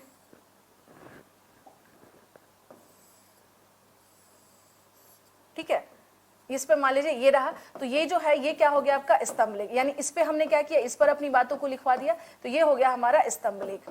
जो लोग नहीं देखे हैं समझ लीजिएगा कि यही है, यानी स्तंभ का मतलब हुआ कि हमने एक पत्थर लिया, इसको बेसिकली कहा जाता है मोनोलिथिक। इंग्लिश में से कहते हैं क्या, मोनोलिथिक। मोनोलिथिक का मतलब होता है कि हमने एक पत्थर उठाया, उसमें बिना किसी ज्वाइंट के, यानी किसी भी प्रकार का ज्वाइंट नहीं है, यानी मान लीजिए हमने ये पहाड़ है ना, हमने इस पहाड़ से एक पूरा सेक्शन यहाँ से काट लिया और यही सेक्शन को हमने क्या किया, पूरा पॉलिश किया, पूरा खूब बढ़िया बनाया और उसको फाइनली हमने इस प्रकार से टच दे दिया। ठीक है, तो ये कहलाता है एकाश्मक पत्थर से इसका निर्माण होना। इसे क्या कहा जाता है, एकाश्मक, एकाश्मक पत्थर। यानी इस पत्थर में कहीं भी ज्वाइंट नहीं है, ज्वाइंट इन द सेंस कि हमने जो स्तंभ बनवाया है इसमें कहीं भी अलग से ज्वाइंट नहीं, कोई अलग से पत्थर, एक ही पत्थर उठाया और उसे ही हमने क्या किया, चमका करके उसे सुंदर बना करके हमने उसका प्रयोग किया। अशोक के स्तंभ लेख की यही विशेषता है, ठीक है ना, अशोक के स्तंभ लेख की क्या है, यही विशेषता है कि एक ही पत्थर, यानी बेसिकली ये है कि इस पे मोनोलिथिक होते हैं, एकाश्मक पत्थर के, एक पत्थर के बने होते हैं। शिलालेख जो है ये इन पत्थरों को काट करके हमने जो लिखवाया उसे ही कहा जाता है, हम शिलालेख कहते हैं। ठीक है ना, रॉक एडिक्ट इसे ही कहा जाता है। तो चलिए इसमें हम लोग आ जाते हैं कि जो 7 हमारा जो स्तंभ लेख है हम उसके बारे में यहाँ पर जान लें कि 7 स्तंभ लेख में कौन कौन सा है। भाई अगर इसमें सबसे इजी जो है कि बिहार में तो ऑलरेडी आप लोगों को पता है, ठीक है ना, तो लिखिए इसका स्तंभ लेख की बात करें कौन कौन सा है।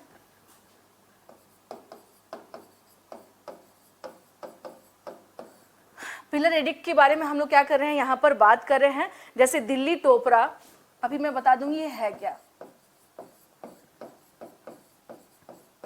ठीक है, दिल्ली टोपरा, दिल्ली टोपरा हो गया। उसके अलावा बात करेंगे दिल्ली मेरठ, दिल्ली मेरठ। उसके बाद हम लोग बात करेंगे लौरिया नंदनगढ़,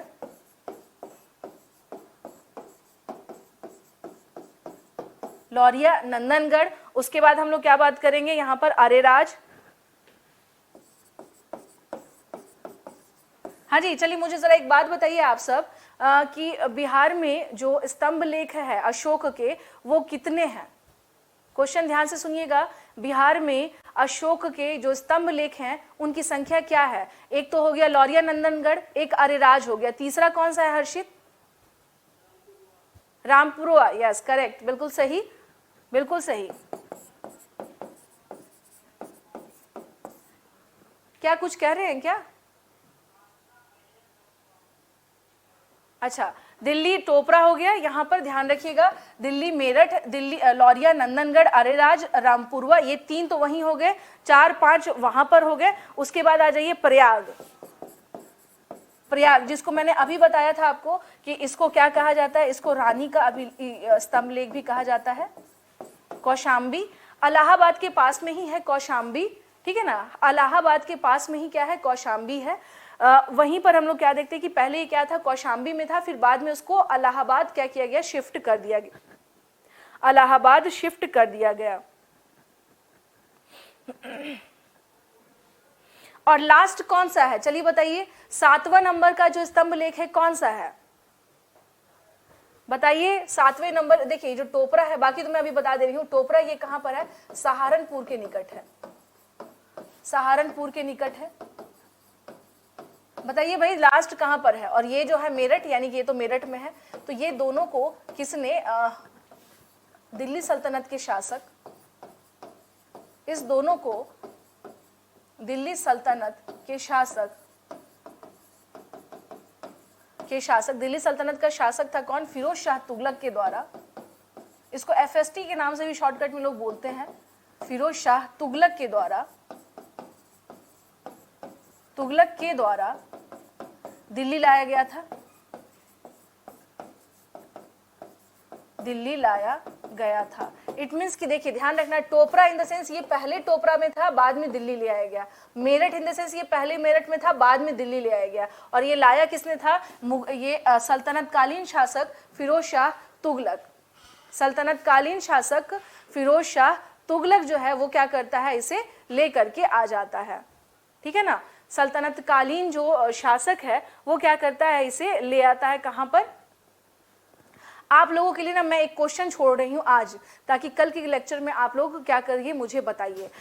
मैं आप लोगों को क्वेश्चन ये दे रही हूँ कि आपको बताना है 7वें नंबर वाला पिलर कहाँ पर है। ये क्वेश्चन है कल के लिए, अभी गूगल नहीं करना है, ध्यान से सुन लीजिए। ये नहीं कि मैम गूगल देखें फटाफट बता दिए, ठीक है। ये क्वेश्चन दिया है मैंने आप सबको, कल आप लोग मुझे बताइएगा कि 7वां जो उसका स्तंभ लेख है अशोक का वो कहाँ पर है, ठीक है ना। ये क्वेश्चन है आप लोगों के लिए। प्लीज अभी गूगल मत कर लीजिएगा कि मैम फटाफट आंसर देना है, गूगल निकाला है धड़ाधड़ बताया, मैम मुझे तो पता है। ये काम नहीं करना, मैं पहले ही बता दे रही हूँ। ये करना क्या आपको करना ये है, कल बताना है। कल 7वां अभिलेख जो स्तंभ लेख है वो आप लोग कल ढूंढेंगे, क्योंकि इसमें इतनी जल्दी आप लोग सही जगह नहीं पहुंच सकते हैं। ये टफ है, 7वां टफ है, इसलिए मैंने ये क्वेश्चन आप लोग को दिया है। चलिए, तो ध्यान रखना है क्या कि दिल्ली टोपरा, टोपरा कहाँ पर है, सहारनपुर के पास था। यहां से उठा करके दिल्ली कौन ले आया, फिरोज शाह तुगलक, ठीक है। यहाँ पर अब उसके बाद देखते हैं कि दिल्ली मेरठ, मेरठ इन द सेंस ये पहले कहाँ था, मेरठ में था। इसको उठाकर दिल्ली कौन लाता है, फिरोज शाह तुगलक। उसके बाद लौरिया नंदनगढ़ जो कि कहाँ पर है, लौरिया जो है पश्चिम चंपारण में है, बेतिया के पास है, ठीक है। अरेराज और रामपुरवा, ये देखिए ये चीज ध्यान रखना है। ये जो है ना लौरिया, ये हो गया बिहार के पश्चिम चंपारण में, बिहार के पश्चिम चंपारण में। अरेराज और रामपुरवा ये बिहार का कहां पड़ता है, ये हो गया पूर्वी चंपारण। ये कहां पर हो गया, पूर्वी चंपारण, पूर्वी चंपारण, ओके। अरेराज और रामपुरवा बिहार में कहां पर है, पूर्वी चंपारण में, यानी कि इसका मतलब हो गया ईस्ट चंपारण। हाँ भाई, अब बहुत सारे स्टूडेंट को देख रही थी मैं, उन लोगों को डाउट हो रहा था। किसी ने कहा कि मैम बिहार की हिस्ट्री बिहार के टीचर से पढ़ेंगे। अरे बाबा, मैं खुद बिहार की हूँ, अब 10 बार इसके लिए बताया थोड़ी ना जाता है कि मैं बिहार से हूँ, ठीक है। इसको लेकर के किसी ने पता नहीं किसने कहा, तो इस सब चीज़ों पर ध्यान नहीं देते हैं। ध्यान ये दिया जाता है कि आपको समझ में आ रहा है या नहीं आ रहा है क्लास में चीज़ें, ठीक है ना। तो पश्चिम चंपारण, तो ये ध्यान रखना है कि वेस्ट चंपारण में कौन सा है, लौरिया नंदनगढ़। अरेराज रामपुरवा वो कहाँ पर है, पूर्वी चंपारण में है।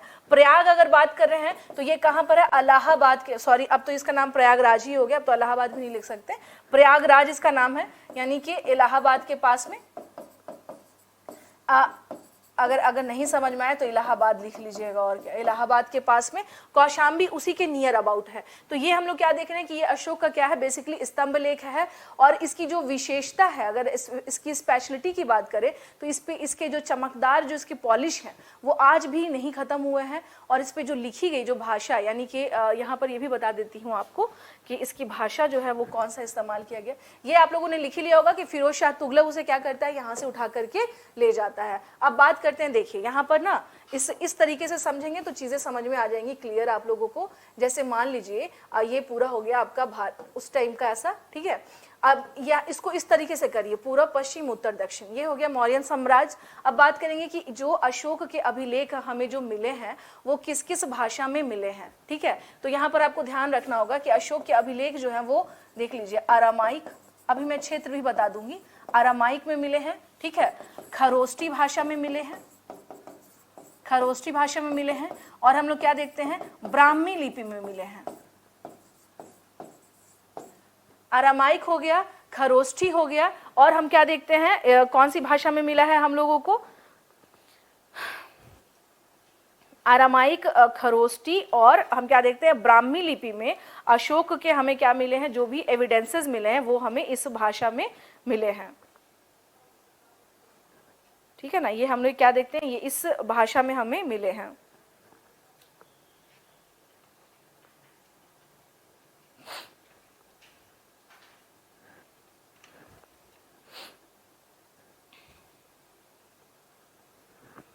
ठीक है ना। अरामाइक इन द सेंस ये आ जाएगा ग्रीक अरामाइक, ठीक है ना, ग्रीक अरामाइक, ये ग्रीक अरामाइक, खरोष्ठी और ब्राह्मी लिपि। अब बात करेंगे अशोक का के जो एविडेंसेस मिले हैं वो अलग अलग क्षेत्रों में किस तरह से मिले हैं, तो ये चीज ध्यान रखना है हम लोगों को।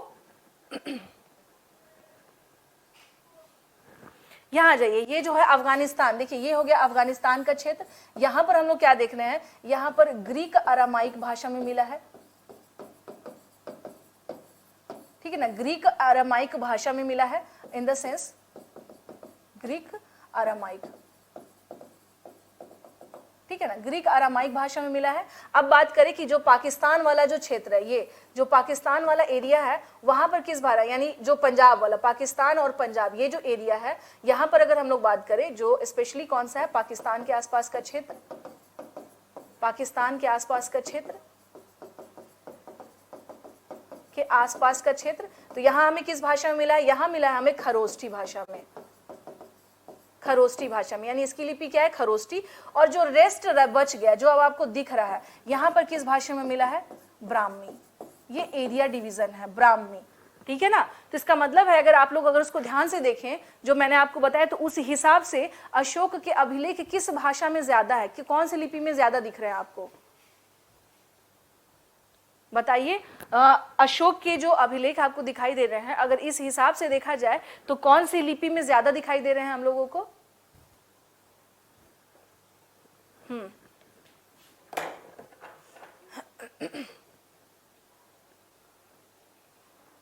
हाँ बिल्कुल, इससे आप लोग अंदाजा लगा सकते हैं कि ब्राह्मी लिपि जो है, हम लोग क्या देख रहे हैं कि इसमें जो है सबसे ज्यादा ब्राह्मी लिपि में ही क्या दिखाई दे रहा है? अशोक के हमें एविडेंसेस दिख रहे हैं।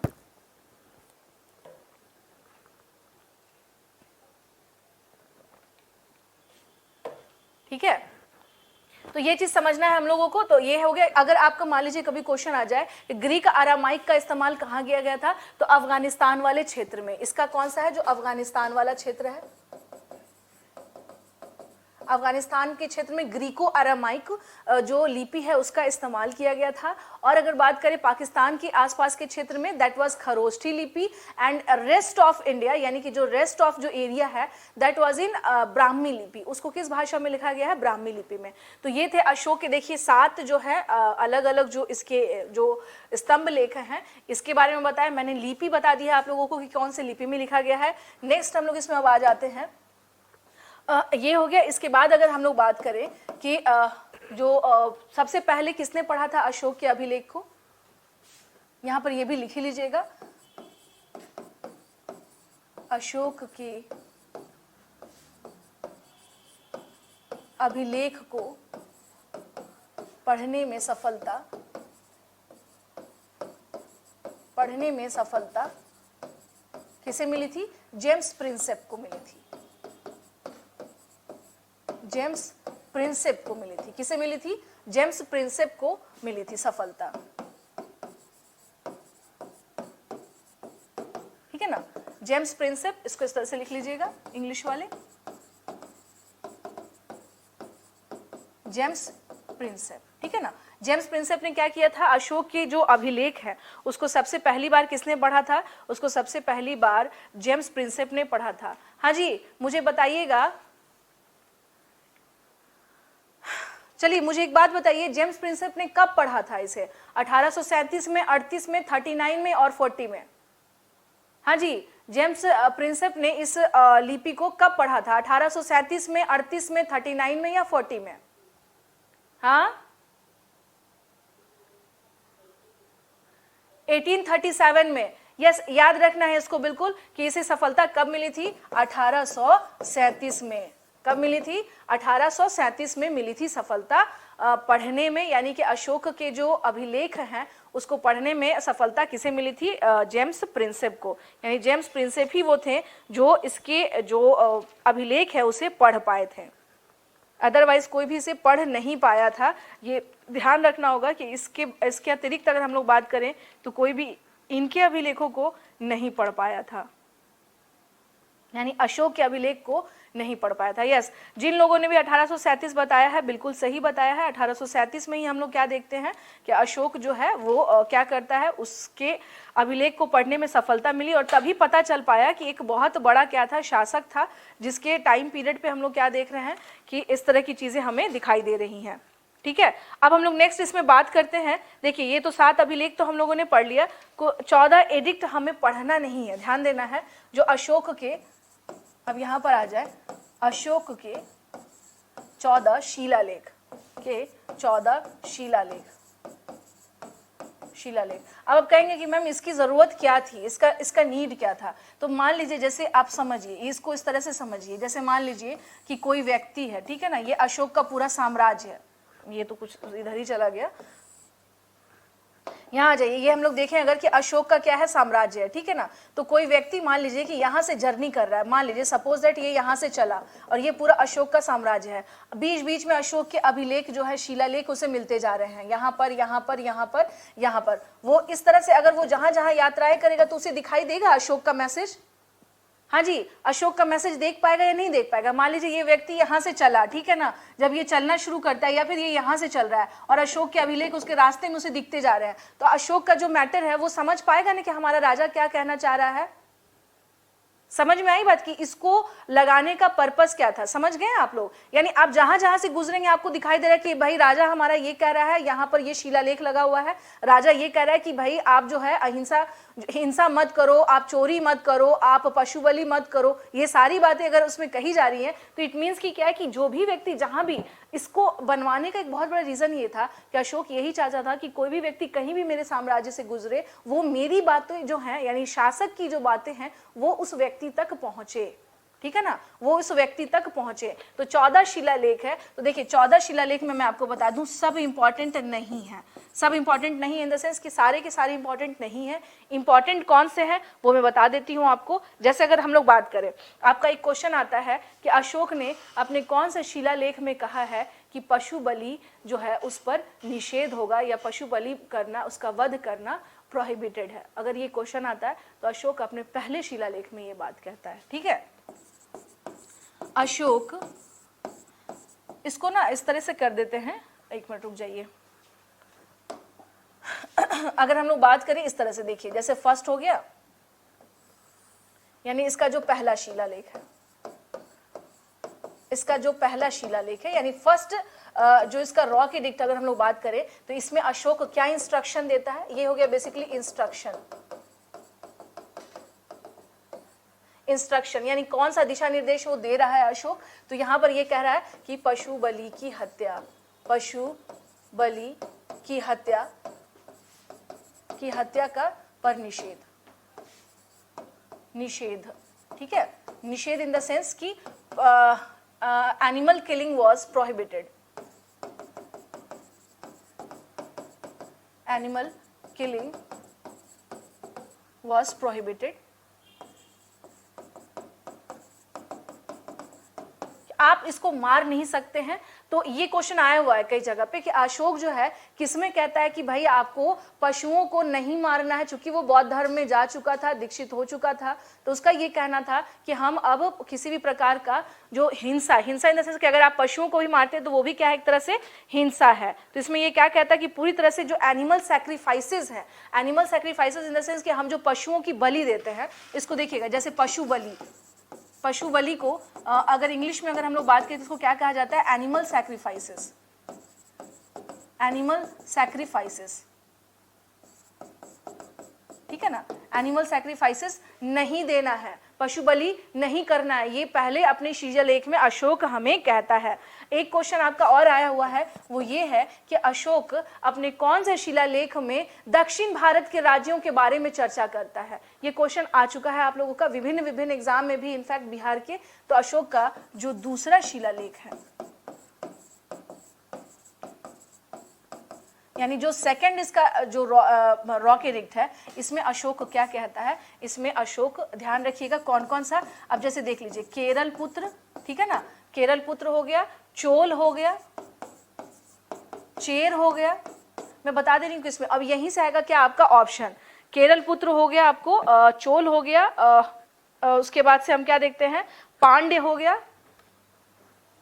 केरल पुत्र चोल, एक मिनट रुक जाइए, चेर नहीं है, रुकिए, केरल पुत्र चोल पांड्य, ठीक है ना। तो ये क्या है, दक्षिण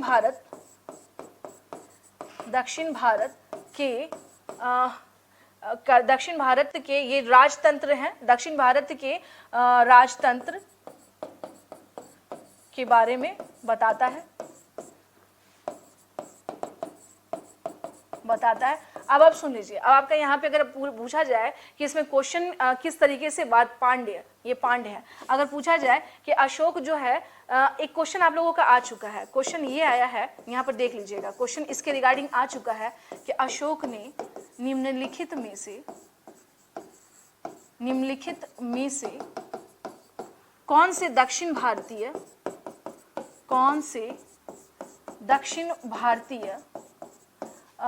राजा या फिर दक्षिण भारतीय वंश लिख लीजिएगा, और क्या, राजतंत्र ही लिख लीजिए, कोई दिक्कत नहीं है, राजतंत्र के बारे में बात नहीं की है, यानी इसके बारे में नहीं बताया है। ठीक है, अब जैसे देख लीजिए, हम लोग क्या देख रहे हैं यहाँ पर, चोल, ठीक है, बी में आ जाइए सत्यपुत्र, ठीक है, सी में आ जाइए पांड्य, ठीक है, और डी में अगर आप आ जाएं तो यहां पर इसे कर लीजिए आप होयसल। चलिए जी बताइए, इसका आंसर बताइए आप सब। क्वेश्चन ये आ चुका है आप लोगों का कि इनमें से कौन से किंगडम के बारे में अशोक अपने शिलालेख में बात नहीं करता है, ठीक है ना, यानी उसने इसका जिक्र नहीं किया है, इसके बारे में नहीं बात की है। बताइए आप लोग कौन सा होना चाहिए, कौन सा?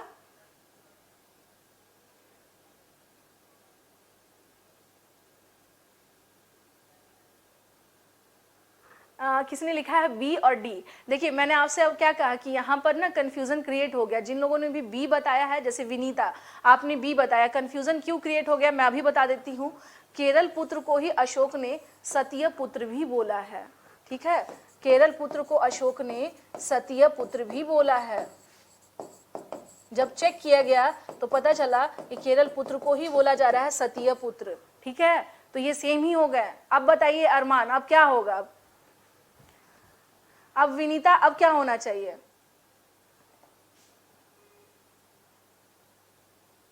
जो अभी क्वेश्चन पूछा जा रहा है उसमें देख लीजिए, पहले इसको कर लीजिए ना डिस्कस। अब बताइए क्या होगा विनीता, अब क्लियर है, अब क्या होना चाहिए? हाँ, आप समझ में आई बात, केरल पुत्र को ही सतीय पुत्र बोला गया है, ठीक है। इंग्लिश वाले कि which one is not described bye Ashoka as a South Indian kingdom, that is it Chola, is it Satyaputra, is it Pandya or is it Hoysalas? ठीक है, तो ये इस तरह से करना क्या है कि होयसल के बारे में नहीं बात करता है, सत्यपुत्र केरल पुत्र ही है, पांड्य है और चोल है। ओके, इस तरह से क्वेश्चन हम लोग को क्या करना है, चीजों को ध्यान में रखते चलना है। हाँ बिल्कुल सही, जिन लोगों ने भी बताया है अब, ठीक है ना, तो इसके बारे में नहीं बोला गया है। तो ये क्या था आपका जो सेकंड शिलालेख है, हम लोग उसके बारे में बात कर रहे थे। अब आते हैं नेक्स्ट। अच्छा मुझे एक बात बताइए आप सभी के सभी, क्या कहते हैं, क्या बोल रही थी, आप लोग समझ रहे हैं ना, इसमें कहीं कोई समस्या तो नहीं आ रही है आप लोगों को? भाई मैं अपने स्टूडेंट से फीडबैक भी लेती रहती हूँ, कहीं कोई समस्या तो नहीं आ रही है आप लोगों को समझने में? एक क्वेश्चन आता है आप लोगों का कि अशोक ने कहां पर कहा है कि हाँ अच्छा जी ठीक है, ये चीज बताइए मुझे, एक बात और बताइए, मैं आप लोग से ये भी जानना चाहती हूँ, बहुत स्लो तो नहीं है और बहुत फास्ट तो नहीं है, ठीक है, ये जो अभी स्पीड है ये ठीक है ना? हाँ जी मुझे बताइए आप सभी के सभी, क्योंकि आप सबसे राय लेना जरूरी है ना, क्लास में मैं पढ़ाई तो रही हूँ, कोई समस्या नहीं है, इसलिए मैं पूछ रही थी कि बहुत स्लो तो नहीं है, बहुत फास्ट नहीं है, ऐसा तो नहीं है, ऐसी कोई समस्या हो तो भी मुझे बताइए। अच्छा ओके, नहीं भाई आप लोगों से आपकी राय जानना जरूरी रहता है हमारे लिए, लेकिन कहीं कहीं पे क्या है समझाना पड़ता है, जब समझाना पड़ता है तो हम बहुत तेज ही नहीं कर सकते हैं, और अगर मैं बहुत फास्ट, अब जैसे ही मॉडर्न होगा तो उसके बाद से आपकी जो गाड़ी है वो बिल्कुल कैसे हो सकती है, इट मे बी शताब्दी, क्योंकि उसके बाद जो है बहुत ज्यादा वैसा नहीं है। अच्छा ओके, देखिए बहुत सारे लोग यही कह रहे हैं गौतम कि मैम बिल्कुल सही है, कोई समस्या नहीं है, हम लोग को भी समझ में आ रहा है, कोई दिक्कत की बात नहीं है, कोई बात नहीं है गौतम, धीरे धीरे क्या होगा कि इसके बाद जो टॉपिक आएंगे उसके बाद बहुत तेजी से ही भागेगा, अब उसके लिए परेशान नहीं हो आप लोग, ठीक है। हाँ आप लोगों को समझ में आ रहा है, ये मैटर करता है। देखिए एक क्वेश्चन ये आता है कि अशोक ने अपने कौन से अभिलेख में कहा है कि अब भेरी घोष की जगह धम्म घोष काम करेगा, ठीक है, एक क्वेश्चन आया हुआ है। तो देखिए अशोक का तीसरा भी नहीं, अशोक का चौथा, अशोक का जो फोर्थ, ये आप कभी अब भूलेंगे नहीं, जो चौथा इसका जो अभिलेख है, चौथा इन द सेंस कि जो फोर्थ इसका जो शिलालेख अगर हम देख रहे हैं, हाँ, फोर्थ शिलालेख की अगर हम लोग बात करें तो इसमें अशोक क्या, ये तो आप लोगों ने नोट डाउन कर लिया होगा, तब इसे मैं डिलीट, इसको मैं हटा दे रही हूँ, ठीक है। अगर हम लोग बात करें कि अशोक जो है, इसे अब हटा ही देती हूँ। हाँ, अशोक जो है, अगर हम लोग बात करेंगे यहाँ पर कि अशोक अपने कौन से अभिलेख में, अशोक अपने कौन से अभिलेख में कहता है कि अब भेरी घोष की जगह, एक क्वेश्चन है देख लीजिएगा कि भेरी घोष की जगह, भेरी घोष की जगह धम्म घोष होगा, धम्म घोष होगा, ठीक है ना। ये क्वेश्चन भी आ चुका है कि कौन से अभिलेख में अशोक कहता है कि दैट, इसको कहा जाता है भेरी घोष का मतलब ही हो जाता है। अच्छा जी, धन्यवाद जिन लोगों ने भी कहा है कि मैम अच्छे से पढ़ा रही हैं, उनका बहुत बहुत धन्यवाद।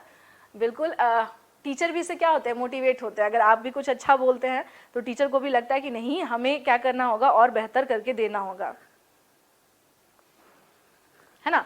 तो ये हम लोग क्या देखते हैं, द साउंड ऑफ, ध्यान रखिएगा, the sound of drum of war, drum of war has became the sound of धम्मा। ये क्या हो गया, धम्मा हो गया। इसका मतलब ये है, देखिए जैसे आप लोगों ने मूवी में देखा होगा कि जब कोई युद्ध होता है तो एक बड़ा सा क्या किया जाता है, जिसको आप लोग भोपू कहते हैं या समथिंग जो भी कह लीजिए, वो नगाड़ा टाइप या जो भी है ना, तो युद्ध से पहले जो बजाया जाता है जिसको हम लोग कहते हैं, बाहुबली मूवी वगैरह में आपने देखा ही होगा, है ना।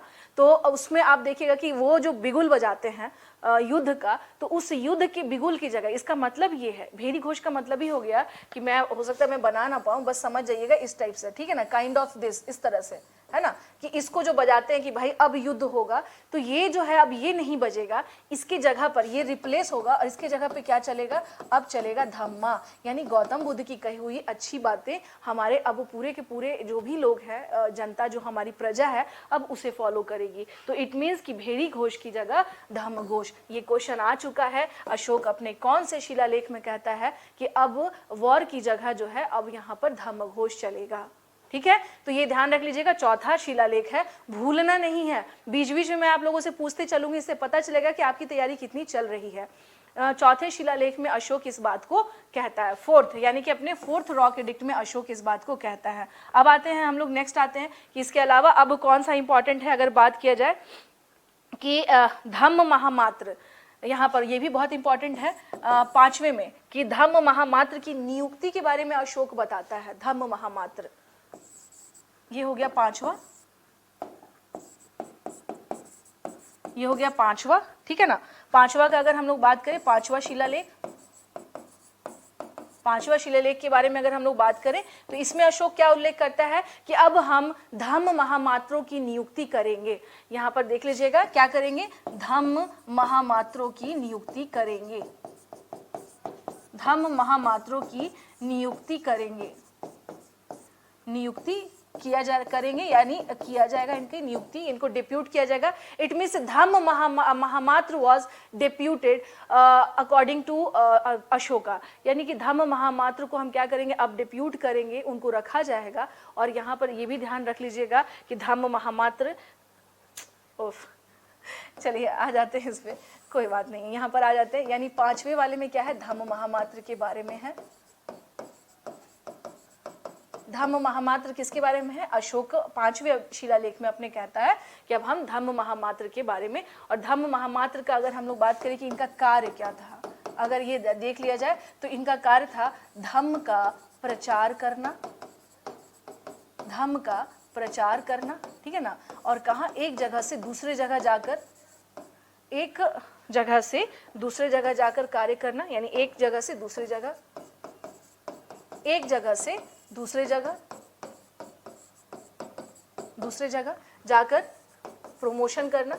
इट मीन्स कि बेसिकली हम लोग कहेंगे कि promotion of, they indulged in the promotion of Dhamma, ये हम लोग कह सकते हैं, they indulged in the promotion of Dhamma. They involve भी लिख सकते हैं, they involve in the promotion of धम्मा,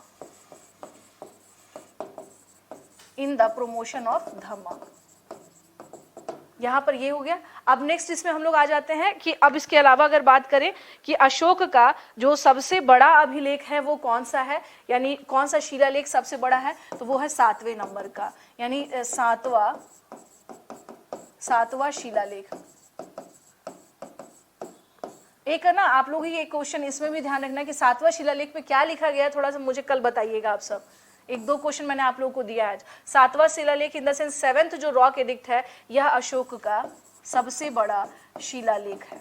यह अशोक का सबसे बड़ा शिलालेख है, सबसे बड़ा शिलालेख है, ठीक है ना। यानी कि it was largest rock edict of Ashoka, 7th rock edict जो है ये सबसे बड़ा है, ठीक है। इसको हम लोग क्या करेंगे, इसमें आपको कल बताइएगा आप मुझे कि 7th में बोला क्या गया है। ये आपको मैंने काम दिया है, ठीक है ना, ये मैंने क्या किया है, आपको काम दिया है, ठीक है। अब आ जाए यहाँ पर कि अशोक ने धम्म की व्याख्या कहाँ पर की है।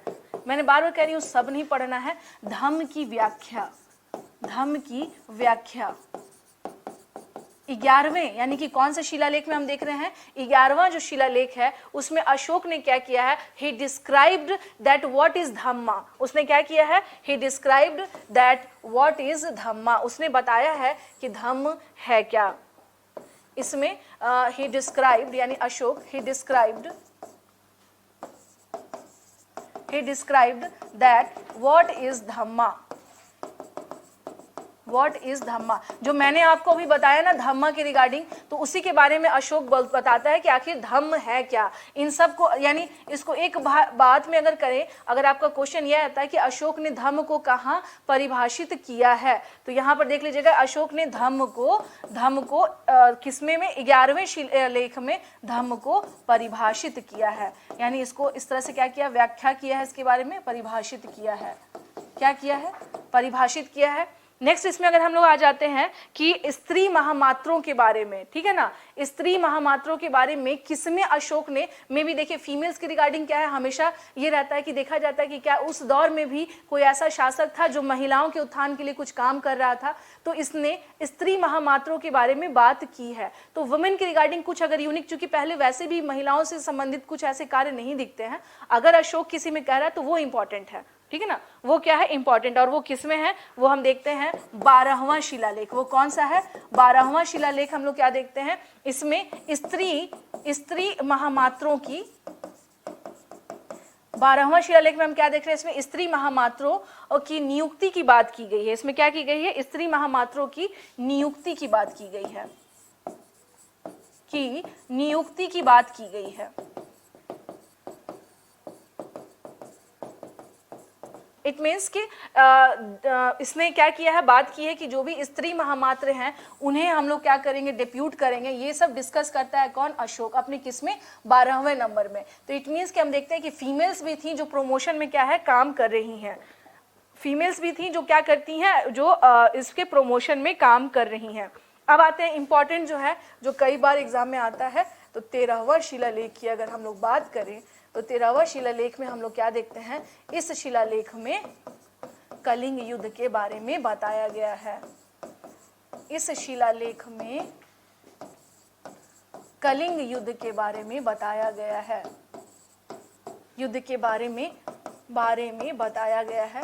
यानी कि अशोक ने कलिंग का युद्ध लड़ा था, इसके बारे में हमें कहाँ से पता चलता है, हमें पता चलता है 13th रॉक एडिक्ट से, अशोक के। इसमें ही हमें बैटल ऑफ कलिंग के बारे में नॉलेज मिलता है और इससे ही हमें पता चलता है कि एक युद्ध हुआ था जो क्या था, वो आपको क्या था, वो कलिंग के साथ हुआ था। लास्ट आ जाइए 14वां की अगर हम लोग बात करें तो अशोक कहता है कि धार्मिक जीवन जो होता है वो बिताए, यानी कि एक तरह से बिल्कुल सादे जीवन की बात करता है अशोक यहाँ पर। ध्यान से देखिएगा 14 में क्या करता है अशोक यहाँ पर, इस शिलालेख में अशोक धार्मिक जीवन जीने की बात करता है, धार्मिक जीवन जीने की बात करता है। अगर आपसे पूछा जाए कि in which edict Ashoka talk about to live a religious life, और सिंपल लाइफ, वो अपने सिंपल और एक रिलीजियस लाइफ बिताने के बारे में बात कर रहा है। तो यहाँ पर हम लोग क्या क्या देख सकते हैं कि 14वां में RELIGIOUS रिलीजियस लाइफ, जिसको और इसको हम कह सकते हैं कि it's kind of simple life also, इसको हम लोग सिंपल लाइफ भी कह सकते हैं। तो ये किसके बारे में कौन बात कर रहा है? अशोक बात कर रहा है। तो ध्यान से सुनिएगा फिर से, धम्म महामात्र, इंग्लिश वाले मैं इसको इंग्लिश में भी लिख देती हूँ,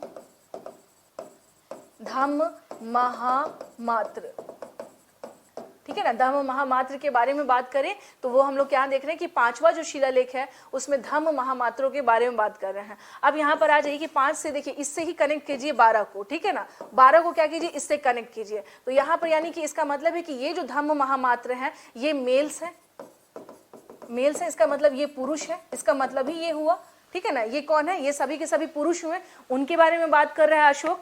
अब आते हैं 12वां अलग से शिलालेख में, जब स्त्री महामात्रों की बात की गई है तो इट मीन्स कि इस वाले में जो फीमेल्स हैं वो नहीं आएंगी। तो यहाँ ध्यान रखना है कि किसमें अशोक ने, अगर मान लीजिए आपका क्वेश्चन थोड़ा सा घुमा दिया जाए, घुमाना इन द सेंस कि अगर आपका क्वेश्चन ये हो जाए कि अशोक ने अपने कौन से अभिलेख में पुरुष महामात्रों के बारे में बात की है, मे बी क्वेश्चन ट्विस्ट हो सकता है, ठीक है। तो कौन सा अभिलेख होगा बताइए? अगर आपका क्वेश्चन ये हो जाए कि अशोक ने अपने कौन से अभिलेख में पुरुष महामात्रों के बारे में बात की है, बताइए।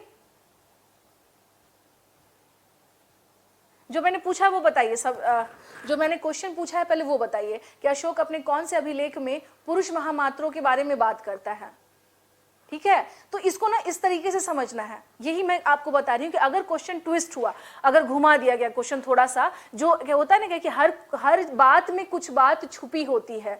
जैन धर्म यही तो कहता है, जैन धर्म में एक बात कही जाती है, संशयवाद उसे ही कहा जाता है कि संशयवाद इन द सेंस कि अनेकांतवाद, यानी हर एक बात में कई बात हिडन होते हैं। तो अगर अशोक यहाँ महामात्र 5वें शिलालेख में इसने सिर्फ महामात्र के बारे में बोला है और 12वां में ये लेडीज महामात्र के बारे में बात कर रहा है, इट मीन्स कि जो 5वां है वो पुरुष से संबंधित है, ठीक है। अब यहाँ पर आ जाइए, ये देख लीजिए 7वां अभिलेख में मैंने आपको बताया था इसमें कि ये सबसे बड़ा अभिलेख है। क्या इसमें बोला गया है ये अब आप मुझे कल बताएंगे। धम्म की व्याख्या, धम्म की व्याख्या क्या है, काफी ज्यादा इंपॉर्टेंट है कि इसका धम्म जो है एग्जैक्टली व्हाट इज धम्मा, उसके बारे में अशोक क्या करता है 11वें शिलालेख में बात करता है।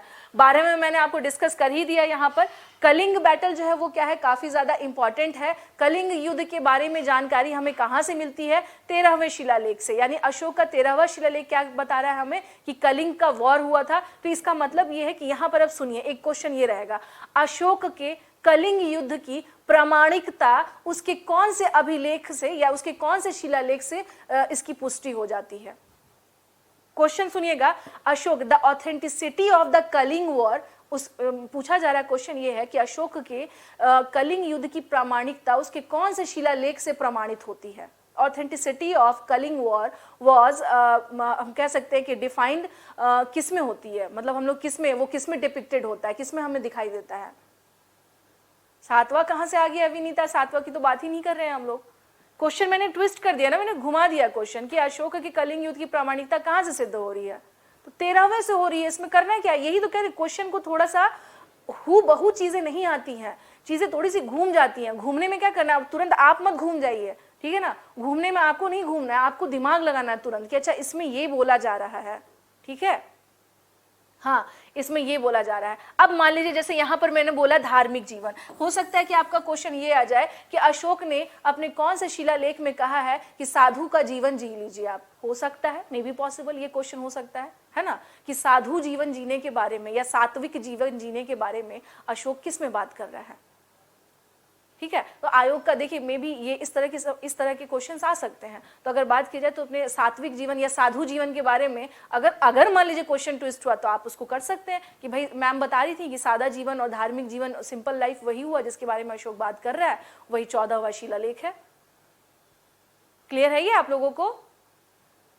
ठीक है। तो इस तरह से हम क्या देखते हैं कि अशोक जो है, पहला वाला क्वेश्चन मैंने आपको दक्षिण भारत से रिलेटेड मैंने आपको बता ही दिया कि वो दक्षिण भारत से कहां पर क्वेश्चन उसका आ रहा है, ठीक है। तो ये हो ही गया आपका। और शिलालेख के रिगार्डिंग अगर बात करें तो क्वेश्चन ना इसी तरीके से घूमते हैं, जो मैंने आपको बताया कि क्वेश्चन किस प्रकार से घूमते हैं, इसी प्रकार से क्वेश्चन क्या होते हैं आपके, घूमते हैं, ठीक है। इसी प्रकार से हम क्या देखते हैं, अब जैसे एक चीज एक और इसमें लास्ट देख लीजिएगा, एक लास्ट देख लीजिएगा। अब आप लोग क्वेश्चन लगाने लग गए हैं। अच्छी बात यह कि अब आप लोग, इसका मतलब है कि अब आप लोग समझ चुके हैं कि किस तरीके से इस जो शिलालेख के रिगार्डिंग जो क्वेश्चन अशोक से आ रहे हैं उसको कैसे किया जाए, यानी किस तरह से उसको हम लोगों को हैंडल करना है। ठीक है, एक आ जाइए लास्ट जो है वो मैं उसके बारे में डिस्कस कर लूं, छठा शिलालेख। ठीक है ना, छठा शिलालेख। ठीक है, तो इसमें क्या कहता है ना, अशोक छठे शिलालेख में क्या बात करता है। देखिए, जैसे इसने धम्म के बारे में क्या किया, बात की ही है कि हम लोगों को क्या करना है, अपने चीजों पे क्या करना है। इसने कहा है छठे शिलालेख में क्या, कि सभी जगह आत्मनियंत्रण की बात की है। इसने क्या किया है, सभी जगह आत्मनियंत्रण की बात की है। इट मीन्स किसने सब जगह क्या बात की है, self control in the sense कि अपनी, देखिए सेल्फ कंट्रोल का मतलब ही हो जाता है कि अपनी, इसको समझिए इस भाषा में, अपनी इच्छाओं को क्या करना, इच्छाओं को कंट्रोल में करना। ठीक है ना, अपनी इच्छाओं को कंट्रोल में करना। अब बुद्धिज्म से ये चीज डायरेक्ट जुड़ी हुई है। कैसे जुड़ी हुई है, देखिए गौतम बुद्ध क्या कहते हैं कि हमारे सभी दुख का कारण क्या है, हमारी तृष्णा है, हमारी इच्छा है। इसको इस तरह से समझ सकते हैं आप लोग कि गौतम बुद्ध क्या कहते हैं। गौतम बुद्ध ये कहते हैं कि हमारी दुखों का जो कारण है, हमारे दुखों का कारण क्या है, हमारी इच्छा है। हमारी इच्छा है, इच्छा इन द सेंस तृष्णा, हमारी इच्छा है। हमारी इच्छा है इसका मतलब हो गया तृष्णा। तृष्णा इसका मतलब हो गया कि डिजायर, जो हमारी डिजायर है वही हमारे दुख का कारण है। तो अगर हम लोग अपने आप को आत्मनियंत्रित रखें तो हम कहीं ना कहीं से इससे क्या हो सकते हैं, बच सकते हैं। अब एक बात बताइए, यहाँ पर मैं क्वेश्चन थोड़ा सा घुमा देती हूँ, ठीक है ना। तो अगर पूछा जाए, क्वेश्चन आपका ये हो जाए कि अशोक का ऐसा कौन सा शिलालेख है जो गौतम बुद्ध के मतलब तृष्णा, जैसे है ना कि हमारे सभी दुखों का कारण हमारी तृष्णा है, इससे मैच करता है या इससे मिलता जुलता है, तो वो कौन सा अशोक का शिलालेख है, बताइए। हमारे दुखों का जो कारण है, हाँ, हमारे दुखों का कारण हमारी तृष्णा है। तो अगर हम आत्मनियंत्रण, सेल्फ कंट्रोल की बात जो गौतम बुद्ध कह रहे हैं वही अशोक के धम्म में कहा जा रहा है, वो कौन से अभिलेख में हमें दिखाई दे रहा है, कौन से शिलालेख में। समझ रहे हैं ना आप सब कि मैं क्या समझाना चाह रही हूं। इनडायरेक्टली या डायरेक्ट वे में हम देखते हैं कि बुद्धिज्म की जो बातें हैं वो इसमें क्या है, छुपी हुई हैं, इसमें ऑलमोस्ट है। सेल्फ कंट्रोल की बात कर रहा है तो गौतम बुद्ध भी, तो बुद्धिज्म भी तो इसी के बारे में बात कर रहा है कि आपको सेल्फ कंट्रोल करना होगा। ठीक है, तो इस तरीके से आपको क्या करना है कि अशोक के जो शिलालेख हैं, जो अब तक आपके लिए में भी हो सकता है आपके लिए हार्ड रहा होगा, लेकिन अब इसको आप इजीली समझ सकते हैं कि बुद्धिज्म से क्या है, डायरेक्ट कांटेक्ट है इन सारी चीजों का। अशोक उसी को अपनी भाषा में क्या कर रहा है, बात कर रहा है।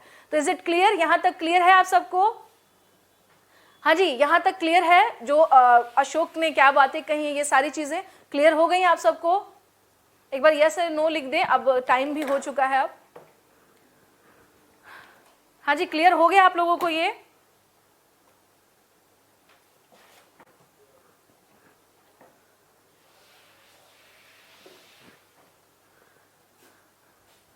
ठीक है ना, इसी तरीके से क्या करना है हम लोगों को, आगे अपना पढ़ना है, इसी वे में पढ़ना है, समझते हुए आगे क्या करना है। डन, ओके, चलिए ठीक है, ओके। हाँ, उसी से रिलेटेड है। अशोक ने उसे ही अपनी भाषा में अमित लिखा है और अपनी एक शासक की भाषा में उसने उस बातों को कही है। ठीक है, चलिए फिर अब मिलते हैं, कल की क्लास में मिलते हैं। हाँ, चलिए फिर कल की क्लास में मिलते हैं, तब तक के लिए धन्यवाद, अपना ध्यान रखें, टेक केयर, ओके जी।